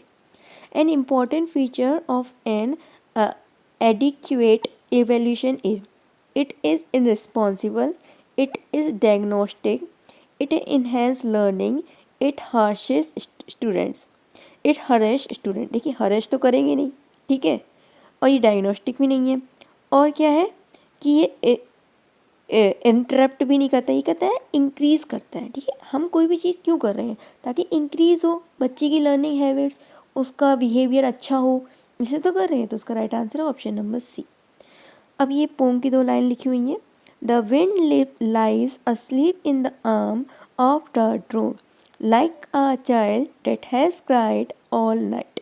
The second line is an example of, आपको फिगर ऑफ स्पीच बतानी है, आपको यहाँ पे क्या दिख गया, लाइक, तो ये कौन सी फिगर ऑफ स्पीच है, simile, option number A. Metaphor as defined as, तो मेटाफोर को हम किस तरीके से डिफाइन कर सकते हैं। ठीक है, हमें पता है कि मेटाफोर और सिमिली थोड़े मिलते जुलते ही होते हैं, पर सिमिली में एज और लाइक लग जाता है और मेटाफोर में एज और लाइक नहीं लगता है, लेकिन दोनों ही जगह कंपैरिजन होता है। तो ये क्या होते हैं, एक्सप्लिसिट सिमिली होती है, तो ऑप्शन नंबर डी इसका ठीक है। Dash is an example of personification in the above line, तो किसका पर्सोनिफिकेशन हो रहा है यहाँ पे, विंड का पर्सोनिफिकेशन हो रहा है, तो राइट आंसर है option number A. Blank verse is a iambic pentameter, तो ये कैसी लाइन है, आपको इसमें कोई भी राइम दिख रही है, मुझे तो नहीं दिखी, मुझे तो पढ़ भी नहीं मिली, तो इसका राइट आंसर है option number A, without rhyme. O wind west wind thou breath of autumn begin the above line contains, तो देखिए इसमें क्या हो रहा है, विंड को एक तो पर्सोनिफिकेशन कर दिया गया है, और डब्ल्यू डब्ल्यू डब्ल्यू, ठीक है, बार बार रिपीट हो रहा है, और डब्ल्यू क्या है, कॉन्सोनेंट है या वावल है, वो है कॉन्सोनेंट। अगर कॉन्सोनेंट साउंड बार बार रिपीट होती है तो वहाँ पे कौन सा फिगर ऑफ स्पीच होती है, अल्टरनेटिव। विंड का निर्जीव चीज का पर्सोनिफिकेशन हो गया, मतलब कि उसको सजीव कर दिया गया, तो फिर पर्सोनिफिकेशन, तो ऑप्शन नंबर ए यहाँ इसका ठीक है। तो 2021 का भी हमारा पेपर हो गया। इसके बाद 2022 में जो लेवल 2 का पेपर था वो 3 शिफ्ट में हुआ था। चलिए उन तीनों शिफ्ट को भी फटाफट से ख़त्म कर लेते हैं, फिर ये ख़त्म हो जाएगी क्लास। ये हमारा 2022 का पेपर है लेवल 2 का, और इसकी जो शिफ्ट थी वो थी सेकंड शिफ्ट। अब इसकी हम सेकंड लैंग्वेज इंग्लिश के 30 क्वेश्चन सॉल्व करते हैं। पहला क्वेश्चन है, I test swim across the river when I was young. Ability को शो कर रहे हैं, तो ठीक है, आई वॉज, यहाँ पे क्या आया है, वॉज आया, तो इट मीन्स अगर ये वाला पास्ट टेंस में तो पहला वाला सेंटेंस ही पास्ट ही बनेगा। और एबिलिटी को क्या दिखाता है, कैन या फिर कुड। कैन प्रेजेंटली होता है और कुड पास्टली होता है, सिंपल सा है, option number C could. I thought he dash be at my home, possibility को दिखाना है, माइट, मे, कैन या will, simple might. provision is gall and wormwood is distiller। here gall and wormwood means, ये क्या means करता है, तो ये हेटफुलनेस को मीन्स करता है, तो ऑप्शन नंबर बी हेटफुल ठीक होगा। he stood his ground against adversary, तो here stood his ground means stand still, did not fall, maintains his position, maintain his game, तो इसका मतलब होता है कि अपनी पोजीशन को वो मेंटेन करके है, option number C. Petrarchan sonnet is also known as English sonnet, Italian sonnet, French sonnet या फिर शेक्सपियरियन सोलेंट, तो इसे हम क्या कहते हैं, इटालियन सोलेंट कहते हैं। फोर्सिप्स कॉन्सोनेंट आर, तो फोर्सिप कॉन्सोनेंट कौन से होते हैं, पी, बी, टी और टी, तो इसका राइट आंसर है option number A. Which is palatal consonant, तो बहुत सिंपल सा है, J. The phonetic symbol for the underline letter in the word tile, लिख के देख लीजिए हिंदी में, टा, आ, ई, ल, ठीक है। बड़े आ के लिए क्या सिंबल आता है, ये, ई के लिए क्या सिंबल आता है, बहुत इजी पीजी है, ये और ये, तो क्या बना, ऑप्शन नंबर ए हमारा एकदम ठीक है, सॉरी डी वाला, ठीक है। टाइल का हमने बना लिया, केवल इसका पूछ रहे थे तो इसका हमने बना लिया। नेक्स्ट क्वेश्चन है, द फिनोटिक ट्रांसक्रिप्शन ऑफ हैंग, लिख के देखिए हिंदी में, है बड़े ए की आवाज आ रही है, ठीक है, हैंग, यहाँ पे मतलब अंग की बिंदी आएगी, ठीक है, अंग की बिंदी आएगी, आप इतना याद रखिए। तो है का जो, हा का जो सिंबल होता है वो एच होता है, ए का जो सिंबल होता है वो कुछ इस तरीके का होता है, ठीक है, इस तरीके का। और ग मतलब कोई भी जगह साउंड नाक से आ रही है तो उसका जो सिंबल होता है एन, और उसको थोड़ा सा ऐसे घुमा दो, हैंग, ये क्या बन गया, हैंग, तो उसका राइट आंसर होगा option number B.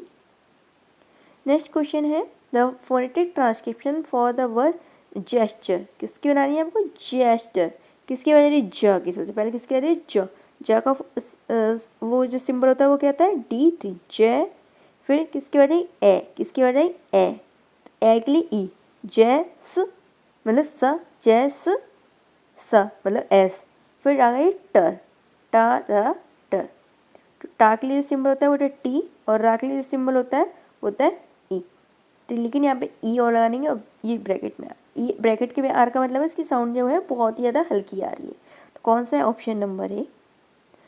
Next question है, which one of these is not related to passive vocabulary? Words are recognized, words are understood, words are often used in speaking and writing, words never used in speaking and writing। देखिए passive vocabulary क्या होती है, जिसमें बच्चा active नहीं होता है, वह चीज़ों को सुनता है, ग्रहण करता है, तो वो उन चीज़ों का क्या नहीं करेगा, स्पीकिंग और राइटिंग में उस टाइम पे उपयोग नहीं कर रहा है। अगर वो स्पीकिंग और राइटिंग में वो उपयोग करने लगा तो वो पैसिव नहीं एक्टिव वोकेबलरी हो जाएगी, तो इसलिए इसका ऑप्शन नंबर सी एकदम ठीक है। Motivation is process of acrossing interest, maintaining interest, controlling interest, all of these, तो ये सब किसके पार्ट है, मोटिवेशन के, प्रोसेस के। Communicative approach to English teaching means informal approach, group competence, communicative competence या फिर कम्युनिकेटिव कॉम्पिटेंस, अप्रियंस, ठीक है, तो इसका जो राइट आंसर है वो option number C. How many components are essentially in the process of communication? तो कितने component की आपको आवश्यकता होती है, 4, option number C. The communicative approach in teaching of English English has been practiced and developed in India and England, Indonesia and Japan, England and America, India and Japan. देखिए कहाँ बनी थी ये, चाइना और जापान में। Option number D इसका ठीक है। Multilinguistic in classroom can be use to choose the irrelevant, मतलब आपको फॉल्स वाला बताना ऑप्शन। टीच ऑल सब्जेक्ट, हाँ ऐसा ही होता है। Teach about diverse cultural groups, हाँ मल्टीलिंग्विस्टिक क्लास में सब बच्चे अपनी अपनी लैंग्वेज में बात करते हैं तो अलग अलग ग्रुप कल्चर के बारे में भी हमें जानकारी मिलती है। टीच ओनली लैंग्वेज, तो ओनली लैंग्वेज नहीं होती बेटा, इसमें हम कल्चर भी सीखते हैं, हम अपने इंटरेस्ट को भी बढ़ाते हैं, हम आसपास के समाज के बारे में भी जानते हैं। तो लैंग्वेज के अलावा हम बहुत सारी चीज़ें सीखते हैं, कोलैबोरेशन सीखते हैं और हम सहयोग की भावना सीखते हैं, ये सब चीज़ सीखते हैं। Which one of this is not a part of remedial teaching, not पूछा है, ठीक है। Teacher offers what has not been taught earlier, teacher offers what has been taught earlier, suspending the part of learning a new item, reference of reinforced practice of forgotten parts introduced earlier। तो कौन सा नहीं आता है, तो remedial teaching में क्या किया जाता है, जो बच्चे को कमी आ रही है उनको दूर किया जाता है। जैसे कि वो क्लासरूम में पढ़ाया गया, हमने देखा कि वो नहीं सही से पढ़ पाए तो उसी चीज़ को हमने थोड़ा सा अलग टाइम देके उनको पढ़ाया, ठीक है। इसमें कुछ भी नया नहीं पढ़ाया जाता है, जो भी पुरानी कमियां होती है बस उनको दूर करने का प्रयास किया जाता है। तो teacher offers what has been not taught earlier, उस चीज़ें वो पढ़ाने बैठ जाता है, वो समझाने बैठ जाता है जो उसने कभी समझा ही नहीं है। वैसे बच्चे को वैसे दिक्कत आ रही है पुरानी चीज़ें याद करने में, आप और नई चीज़ें उस पर बर्डन डाल दीजिए। उसका राइट आंसर होगा ऑप्शन नंबर बी, क्योंकि नॉट वाला पूछा था।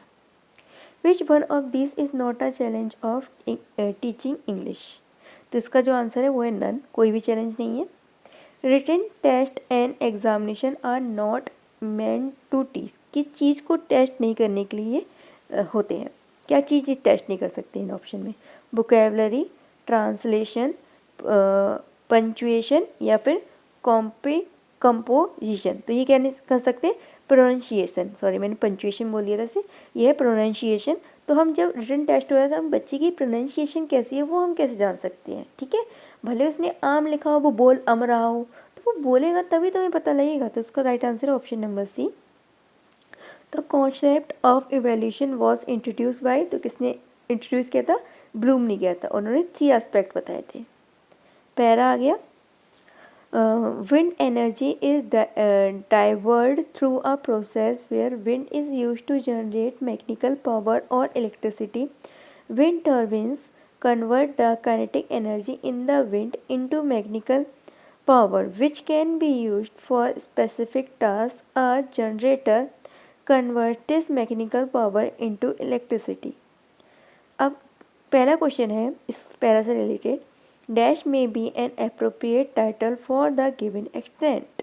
तो यहाँ पे किसकी बात हो रही है, विंड एनर्जी की बात हो रही है, तो क्या एक अप्रोप्रिएट टाइटल रहेगा, wind energy, option number D. फिर इन द ब्लैंक्स करने हैं आपको, wind is use to generate dash mechanical power dash electricity. अब पैसेज के अकॉर्डिंग आपको आंसर देना है, तो मैकेनिकल पावर और इलेक्ट्रिसिटी दोनों ही बन जाती हैं, तो आइदर और लगेगा। Dash turbine and dash generator are use to convert energy, turbine और जनरेटर दोनों का ही यूज़ किया जाता है एनर्जी को कन्वर्ट करने के लिए, तो बोथ और and, both turbine and generator. A generator with turbine dash mechanical power into electricity, तो वो क्या करता है, कन्वर्ट करता है। तो आप अब ये सोचेंगे कि हम इसमें देखो हैव तो नहीं लगेगा, हैव और हैव कन्वर्टिंग तो नहीं लगेगा, कन्वर्ट ही आएगा केवल। अब आपको ये कन्फ्यूज़न है कि यहाँ पे तो ऑलरेडी एस लगा है, तो हम वर्ब में एस या ई एस लगाए या नहीं लगाए। तो ये देखिए यहाँ पे क्या लगा है, विद क्या है, प्रीपोजिशन है, प्रीपोजिशन अपनी बात क्या रहती है, अपना ऑब्जेक्ट लेती है। तो आप बताइए कि कभी भी ऑब्जेक्ट के अनुसार आपकी वर्ब आती है, नहीं आती है ना, किसके अकॉर्डिंग आती है, सब्जेक्ट के अकॉर्डिंग आती है। सब्जेक्ट क्या है यहाँ पे, जनरेटर, जनरेटर सिंगुलर है या फिर प्लूरल है, सिंगुलर है, तो इट मीन इसमें वर्ब के साथ एस या ई एस जुड़ेगा, तो यह क्या आएगा, कन्वर्ट्स, ऑप्शन नंबर सी।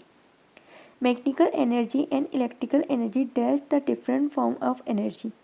तो देखिए यहाँ पे क्या है, 2 सब्जेक्ट जुड़ गए हैं, तो यहाँ पे जो वर्ब आएगी वो प्लूरल वाली आएगी, ऑप्शन नंबर बी। राइम आई है, पढ़ लीजिए एक बार। What this life is full of care. We have no time to stand and stare, no time to stand, breathe and breathe and stare as long as sleep or grow. 86 पे question में आपको क्या बताना है, इसका ये बताना है कि स्ट्रेंजा की जो राइम स्कीम है वो किस तरीके से होगी। लास्ट वर्ड देख लीजिए, केयर स्टेयर सेम सेम लग रहे हैं तो दोनों को ए दे दीजिए। नेक्स्ट है ब्रॉथ और क्रोस, तो ये दो सेम सेम लग रहे हैं तो ये हो गए B B, A B B, तो ऑप्शन नंबर सी ठीक होगा। Which literary device is use in the second and third stanza. देखिए सेकेंड और थर्ड में देखिए, no time to stand beneath the boughs, B B, ठीक है। यहाँ पे क्या है, एस एस, तो देखिए यहाँ पे क्या हो रहा है, कॉन्सोनेंट लेटर बार बार रिपीट हो रहे हैं, तो ये कौन से अल्टरेशन, और अल्टरेशन फिगर ऑफ स्पीच है, option number A. In Saxon strength है डेट एबल फॉरवर्ड, तो यहाँ पे एक निर्जीव चीज़ को सजीव करके दिखाया जा रहा है, तो कौन सा फिगर ऑफ स्पीच होगी, पर्सोनिफिकेशन, ऑप्शन नंबर सी। देखिए मैंने आपको पहले ही बहुत ज़्यादा एक्सप्लेन कर दिया, इसलिए अब मैं आपको डायरेक्ट आंसर बता रही हूँ, क्योंकि पर्सोनिफिकेशन, सिमिली, ये सब मैं आपको ऑलरेडी एक्सप्लेन कर चुकी हूँ, तो बार बार उस चीज़ को रिपीट करने का कोई फ़ायदा नहीं है, बट टाइम वेस्ट होगा। I must confess that it my quest, I felt depress and restless, सब में एस के नीचे क्या लगा है, अंडरलाइन लगा है। तो फिगर ऑफ स्पीच पूछिए, सिंपल सी बात है, पर्सोनिफिकेशन नहीं होगी, मेटाफोर नहीं होगी, एपिथेट कोई होती नहीं है, तो ऑप्शन नंबर बी ठीक होगा। The cell was like a star and dwelt apart, तो सिंपल सी फिगर ऑफ स्पीच पूछिए, लाइक लगाए तो क्या होगा, सिमिली होगा, ठीक है। 2022 का जो सेकेंड शिफ्ट थी उसका पेपर हो गया, अब हम थर्ड शिफ्ट का पेपर देखते हैं। ये हमारा 2022 का थर्ड शिफ्ट का पेपर है, चलिए इसे क्वेश्चन देखते हैं। You dash improve your spelling, तो क्या बता रहे हैं कि आपको नेसेसिटी दिखाना है, तो नेसेसिटी दिखाने के लिए क्या होता है, मस्ट होता है, ठीक है। तुम्हें चेंज करनी ही करनी, कोई ऑप्शन नहीं है तुम्हारे लिए, तो क्या होगा, must, option number B. Dash the good to entering into negotiation with a man of straw, तो यहाँ पे ये with a man of straw लिखा है, इसका मतलब पूछ रहे हैं, a man of no substance और consequence, a man who made of of straw, a man who is light in weight, a man who stare hair for and dare, तो इसका राइट जो आंसर होगा वो option number A. A poem that has 14 lines, each usually contain 10 syllables and a fixed pattern of rhyme, तो जिसमें 14 lines होती हैं, हम पढ़ चुके हैं किस में होती है, सोनेट में होती है, तो ऑप्शन नंबर डी इसका ठीक होगा। On the approach of a policeman the bully showed a clean pair of heel, तो यहाँ पे showed a clean pair of heel का मीन्स पूछा है आपसे। Ready to clarify, he showed his shoes, ran away या फिर वॉकड अवे, इसका जो राइट आंसर है वो option number C, ran away. Which one of these does not belong to an elegy, a side poem, moregi poem, enjoy emotional poem, a joyful poem, तो इसका जो right answer होगा वो होगा ऑप्शन नंबर डी, क्योंकि हमसे negative वाला पूछा था, और जो हमारी एलिगी होती है वो एक जॉयफुल पोएम नहीं होती। Choose the bilabial consonant, so उसका राइट आंसर है option number A. Which is lateral consonant, आपसे लेटरल कॉन्सेंट पूछा है, तो जो कि होगा हमारा बी, ऑप्शन नंबर 20 का ठीक है। यहाँ पे आपसे पूछा है the symbolic of underline letter in the word ship, ठीक है। यहाँ पे श की आवाज़ किस शिप में किसकी आवाज़ आ रही है, श की आवाज़ आ रही है, किसकी आवाज़ आ रही है, श की आवाज़ आ रही है, और जो श होता है उसका जो सिंबल होता है वो इस तरीके का होता है, तो उसका राइट आंसर होगा option number C. Phonetic transcription of the word jute, किसका पूछा है, जूट का। चलिए इसको हम करके देख सकते हैं। जा पे बड़ू की मात्रा आएगी, फिर आएगा टा, जा का हमें पता है सिंबल क्या होता है, D3, ऊ का भी हमें पता है, बड़े ऊ का यू, उसके पीछे 2 डाउट, और टा का भी हमें पता है टी, देख लीजिए कौन सा है, ऑप्शन नंबर बी हमारा एकदम मैच जाता है। नेक्स्ट क्वेश्चन देखते हैं, phonetic transcription of the word weather, किसकी पूछी है अब आपसे, वेदर, वेदर, ठीक है। तो यहाँ पे जो इसकी जो करेक्ट जो आंसर होगा मैं आपको डायरेक्ट बता देती हूँ, आप देख लीजिएगा, ऑप्शन नंबर ए होगा, ठीक है। यहाँ से आप पता चलेगा थ की आवाज़ आ रही है ना, यहाँ पे थ, और था तो यही बना हुआ है। नेक्स्ट क्वेश्चन है इम्पॉर्टेंट प्रिंसिपल में and must be flexible, who quote this, Bush, Washington, William Week या फिर वाइटेस्टन। तो ये जो कोटेशन थी पता नहीं किसने दी थी क्योंकि ये बोनस क्वेश्चन था। ठीक है, नेक्स्ट क्वेश्चन देखते हैं। Natural order of learning a language is, सबसे पहले हम क्या करते हैं, लिसनिंग करते हैं, फिर हम क्या करते हैं, स्पीकिंग करते हैं, देन हम रीडिंग करते हैं, उसके बाद हम राइटिंग करना सीखते हैं। तो ऑप्शन नंबर सी इसका राइट आंसर है। Which one of this is not an element of communicative approach, communicative approach is practice in use, सही बात है बिल्कुल। It develop the speech ability, ये भी बात बिल्कुल सही है। It is not practical in use, अरे अभी तो पढ़ा था कि प्रैक्टिकल है यूज़ में, ये नॉट कहाँ से आ गया, तो ऑप्शन नंबर सी ही ठीक होगा क्योंकि नेगेटिव का भाई नेगेटिव, बहन भी मान सकते हैं आप। Which is the latest application of teaching language, तो लेटेस्ट कौन सी है, कम्युनिकेटिव अप्रोच। ठीक है, मैंने आपको बताया था कम्युनिकेटिव अप्रोच के बारे में आपको बहुत कुछ डिस्कस कर चुकी है इस क्लास में। नेक्स्ट क्वेश्चन है choose one of this which is not a remedy to resolve the challenges of English teaching. Provide certified and qualified teacher. Building report. Building confidence. Use only one method of teaching. केवल एक method का use करना, यही negative हो गया। तो option number D ठीक है इसका। Which one of these is not an advantage of online remedial education? Give a sense of isolation to the learner. Elimination of barriers of time and space. It is cost effect. It instruct pace is flexible. So इसका जो right answer होगा वो होगा option number A. ठीक है, थोड़ा isolation की जो प्रॉब्लम हो जाती है बच्चे को, ये एडवांटेज नहीं है उसका, डिसएडवांटेज है। Which one of these is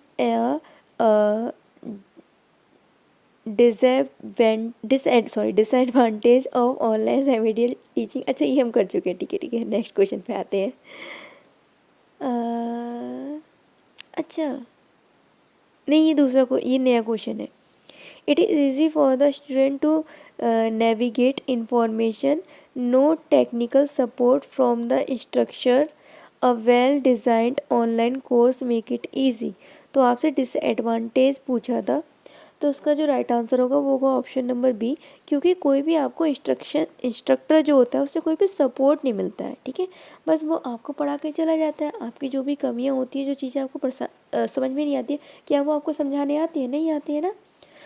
continuous evolution is based, formative in nature and school based. तो पहला ही ऑप्शन एकदम सही है कि ये फॉर्मेटिव होता है नेचर में और स्कूल बेस्ड है। ठीक है, ना कि टीचर बेस्ड है।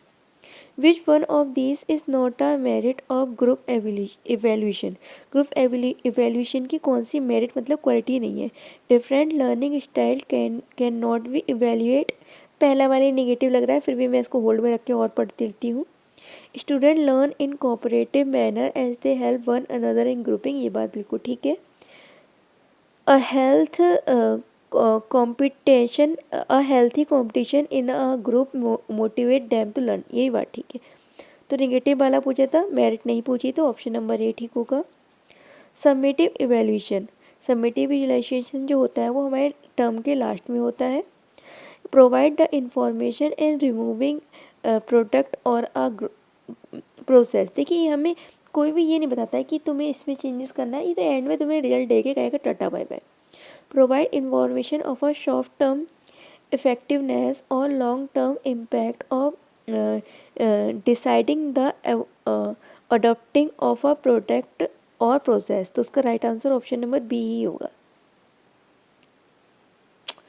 फिर से पैसेज आ गया, lack of control by parents is also harmful if parents do not impose any constraints, concentrate on the adolescents, then they have a tendency to go abstract and choose the wrong place, or later become different difficult to discipline.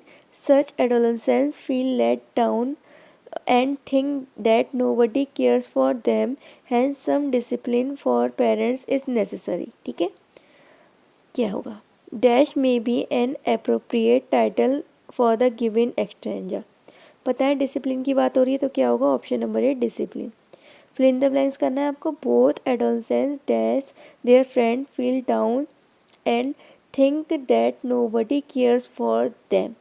सो इसमें क्या आएगा? Both है and. Option number A. They have a tendency dash to go astray dash to choose the wrong path. या फिर तो वो ashtray चले जाएंगे या फिर क्या कर लेंगे वो लोग, क्या कर लेंगे? रॉन्ग पाथ चुन लेंगे. ना तो वो केवल, तो उसमें आएगा नॉट ओनली बट आल्सो. ना तो वो केवल एस्ट्रे में चले जाएंगे बल्कि रॉन्ग पाथ भी चूज कर लेंगे. Adolescence was well as his friend. ठीक है. Let them down and think what that nobody cares for them. तो इसमें क्या आएगा? इसमें आएगा, इसका राइट आंसर होगा option number B, feels. Next question देखते हैं. इन if a guardian dash not impose any concentration on the adolescent, then they have a tendency to go astray. Choose the correct option. यहाँ पे आपको correct option सुनना है. have, are, do या does. तो क्या आएगा यहाँ पे? क्या आ सकता है आप खुद सोचिए. यहाँ पे क्या आएगा? does. ऑप्शन नंबर डी एकदम ठीक होगा. नेक्स्ट क्वेश्चन देखते हैं. पोएम है. आपको पहले तो स्ट्रेंजर को वो बताना है कि कौन सी राइम स्कीम फॉलो हो रही है. रोज़, प्राइड अलग अलग है तो ए बी. रोज़ और चोज सेम है ए. और जो प्राइड है वो किससे सेम है? अवॉइड से सेम है तो यहाँ बी. ए बी कहाँ है? ऑप्शन नंबर बी ठीक है. नेक्स्ट क्वेश्चन है. Give me a flower delicious as the rose. ठीक है. तो इसमें कौन सी फिगर ऑफ स्पीच है? यहाँ पे किसका यूज़ हुआ है? एज. मैंने बताया एज और लाइक जिसमें भी आ जाएगा वहाँ पे सिमिलर स्पीच होती है, figure of speech. Richard was a lion in the fight. Richard क्या था? लॉयन था. कंपैरिजन किया जा रहा है तो क्या होगा? Metaphor. Choose the correct figure of speech the given line below. Pride goes fourth and horseback, grand and gay, but cometh back on foot and begin it bay. तो यहाँ पे प्राइड का क्या कर दिया जा रहा है? पर्सोनिफिकेशन कर दिया जा रहा है. जबकि प्राइड तो क्या चीज़ है? निर्जीव चीज़ है. तो यहाँ पे पर्सोनिफिकेशन. ऑप्शन नंबर ए ठीक है. Betty Botter bought some butter. तो बी रिपीट हो रहा है तो कौन सा होगा? अल्टरेशन. Option number C. अब बस हमारा लास्ट पेपर रह गया. मैं भी थक गई हूँ पेपर कराते कराते. बस 4 शिफ्ट और करनी है. बस लास्ट है 30 क्वेश्चंस. जल्दी से सॉल्व करते हैं. अब ये हमारा लास्ट पेपर है. ये किसका है? 2022 लेवल 2 का लास्ट पेपर. हाँ, कौन सा पेपर है? 4 शिफ्ट का पेपर है. ठीक है. बस 30 क्वेश्चन और है फिर आप लोग फ्री हैं, मैं भी फ्री हूँ. चलिए पहला क्वेश्चन देखते हैं. You dash be ashamed of yourself having made such a comment. तो तुम्हें क्या करना चाहिए? खुद पे अशेम फील करना चाहिए. तो you should. ऑप्शन नंबर 20 का ठीक होगा. He chased the thief as far as he dash may should can या could. कर सकता था. कर सकता के लिए can या could आएगा. यहाँ पे chased आया तो can की सेकंड फॉर्म could आएगी. ऑप्शन नंबर डी ठीक है. The car seemed to have dash beat the bush, tried to pin, vanish into the air, boarded the wrong train. तो क्या कार कैसी हुई? vanish in the air. ठीक है. into the air. Option number D. तुम गायब हो गई थी तेज चली. Drama originated in. ड्रामा कहाँ ओरिजिनेट हुआ है? ग्रीस में, रोम में, इटली में या फिर इंग्लैंड में. तो कहाँ ड्रामा हम किसके संग करते हैं? एकदम ग्रेस के साथ करते हैं. तो कहाँ हुआ है? ग्रीस में. The Octave is the stanza with dash line. तो ऑक्टेव मतलब कौन से नंबर की आपको साउंड आ रही है? ऑक्टेव मतलब 8. तो इसका राइट आंसर है option number 8 D 8. The 26 letter of alphabet have dash sounds.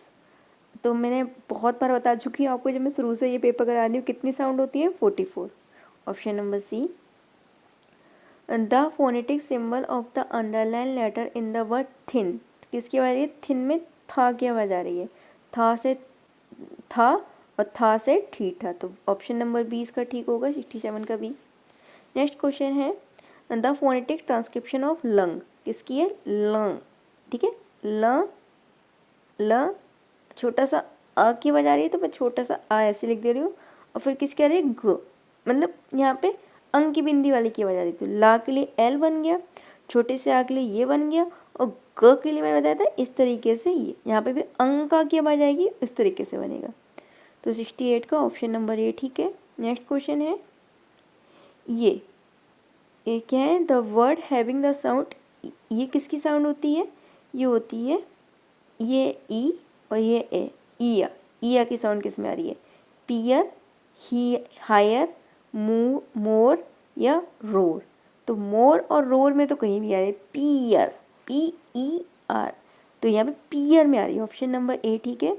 H किस प्रकार का साउंड है? एच वॉइसलेस है, वॉइस्ड है, पैलेटल है या फिर बैरल है, तो वो कैसा है? वॉइसलेस है, ऑप्शन नंबर ए सी होगा। Expression should be impressive is imperative of, तो इसका जो राइट आंसर होगा वो होगा option number A, accuracy and correctness, ठीक है। नेक्स्ट क्वेश्चन है freedom on part of speech is essential dash is the rational of, तो देखिए फ्रीडम की बात किस में होती है? कम्युनिकेटिव अप्रोच में, तो फ्रीडम की बात हो गई तो कौन सी अप्रोच आ गई? Communicative, option number C. Next question है dash is an advantage of communicative speech, क्या एडवांटेज होता है? लिसनिंग, स्पीच एबिलिटी, राइटिंग या रीडिंग हैबिट, तो किसका है? Speech ability, option number B. Language has dash, तो लैंग्वेज में क्या क्या होता है? स्क्रिप्ट भी होती है, जेस्चर भी होता है, फीलिंग भी होती है क्या, या फिर साउंड भी होता है क्या? देखिए लैंग्वेज में स्क्रिप्ट, जेस्चर और साउंड सब कुछ होता है। इसका ये होना चाहिए कि लैंग्वेज हैज़ नॉट, तो फीलिंग नहीं होती, ऑप्शन नंबर सी ठीक हो जाता। लेकिन अगर मैं इस क्वेश्चन के अकॉर्डिंग बात करूँ तो ये कैसा है? बोनस क्वेश्चन है आपका, ठीक है, इसमें सभी को नंबर मिले थे। In a Bengali family lived in Delhi, ठीक है, the children in the family will learn, Bengali family का चिल्ड्रन तो फैमिली से क्या लर्न कर लेगा? बंगाली लर्न कर देगा। और इन्वायरमेंट से क्या लर्न करेगा? दिल्ली में क्या बोली जाती है? फ्रेंच तो बोली नहीं जाती, हिंदी बोली जाती है, तो बंगाली और हिंदी लर्न कर लेगा, तो option number B. Evaluation is done on 2 basis, तो बहुत ही ज़्यादा सिंपल है। कौन से 2 बेसिस होता है? एक होता है सबमिटिव और एक होता है फॉर्मेटिव। जो एंड ऑफ द टर्म होता है वो होता है सबमिटिव, और जो ड्यूरिंग चलता जाता है वो होता है formative. The comparison evolution involves assessment of answer book, performance in co-curricular activity, assessment of health, habit, work habit, cleanliness and cooperation, तो और या फिर ऑल ऑफ द एबव। अगर मैं सारे ऑप्शन देखूँ तो ऑप्शन सी में सब कुछ इंक्लूड हो गया, तो उसका राइट आंसर होगा option number C. Class magazine is an example of assessment, project work, writing test या फिर स्पीच टेस्ट, ये किसका एक पार्ट है? हमारा प्रोजेक्ट वर्क का, option number B. One of the objective of remedial work is to highlight the weak student, weak student को highlight करके रख दो ताकि उनके बच्चे और मजाक बनाए, ना ना ना ना। Identify the cases who are lack in the study, ये हो सकता है। Spot the weak student and punish them, अच्छा उनको पनिश करना, बेचारे तो बच्चे डर के बाद स्कूल ही छोड़ दें।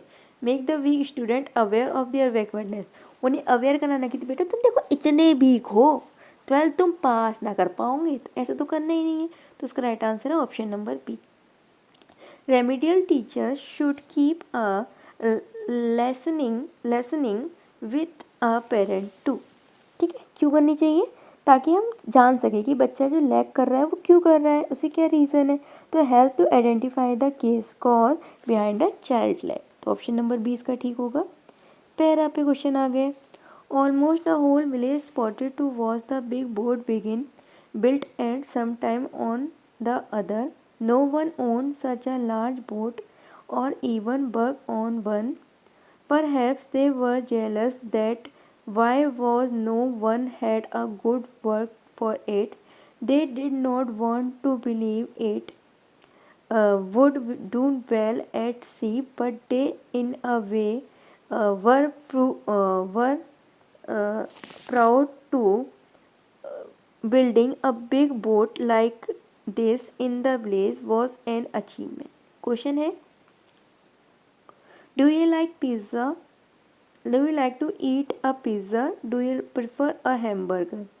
तो इसमें कॉम्बिनेशन के लिए आपसे पूछते हैं क्या यूज़ करेंगे, तो do you like to eat pizza और हैमबर्गर, तुम पिज़्ज़ा का खाना पसंद करोगे या फिर हैमबर्गर, तो उसके लिए क्या आएगा और, तो ऑप्शन नंबर बी ठीक है इसका। तो नेक्स्ट क्वेश्चन है, I am sure it is true, the two sentence can be combine using so, that, then या फिर बट, किससे द्वारा कंबाइन हो जाएंगे, डैट के द्वारा। Many a man dash done this, is, has, was या वर, तो देखिए V3 आई है, डू, डिड, डन, ठीक है, तो हैज़ या है भी आ सकता है, हैव तो है ही नहीं कन्फ्यूज़ करने के लिए, तो केवल है हैज़, ऑप्शन नंबर बी ठीक है। Gold and silver dash precious model metals, तो कैसे हैं, आर, आर आप वर्ब लगाएंगे क्योंकि यहाँ पे जो सब्जेक्ट है वो मोर देन वन है, तो उनकी संख्या आएगी प्लूरल वाली हमारी वर्ब आएगी।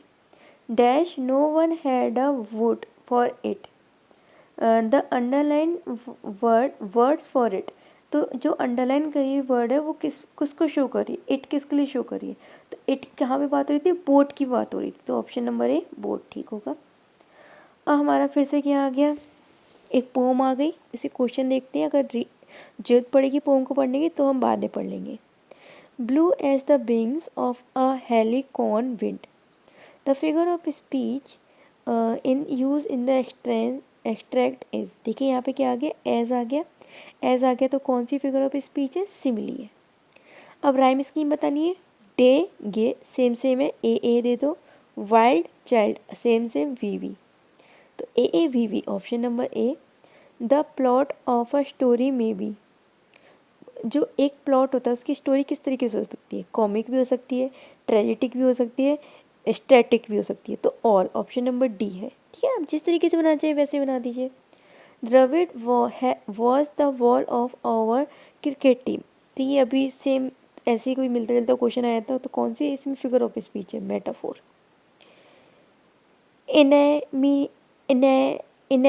inanimate object and abstract notions are spoke as having life and intelligence is, मतलब कि एब्स्ट्रैक्ट कोई भी चीज़, ऐसी चीज़ जिसमें कोई भी फीलिंग नहीं है, इमोशन नहीं है, लेकिन फिर भी तुम मुझे दिखा रहे हो कि इसमें बहुत सारी फीलिंग है, इमोशन है, इंटेलिजेंट है, तो वो किस में होता है, पर्सोनिफिकेशन में होता है। अब देखिए यहाँ पे आपके 2011 से लेके 2022 तक जितने भी रीट के पेपर हुए हैं वो मैंने सारे सॉल्व करा दिए, ठीक है। अब 2022 के बाद कोई रीट का पेपर नहीं हुआ, ना 23 ना 24, अब 25 में होने जा रहा है, जो कि हम सब देने जाने वाले हैं। ऑल द वेरी बेस्ट, जिनका भी एग्ज़ाम है, बहुत बहुत बहुत बहुत उनको मेरी तरफ से मतलब विशेष है कि आपका एग्ज़ाम बहुत अच्छा हो और मेरा एग्ज़ाम भी बहुत अच्छा हो। Bye and have a good day.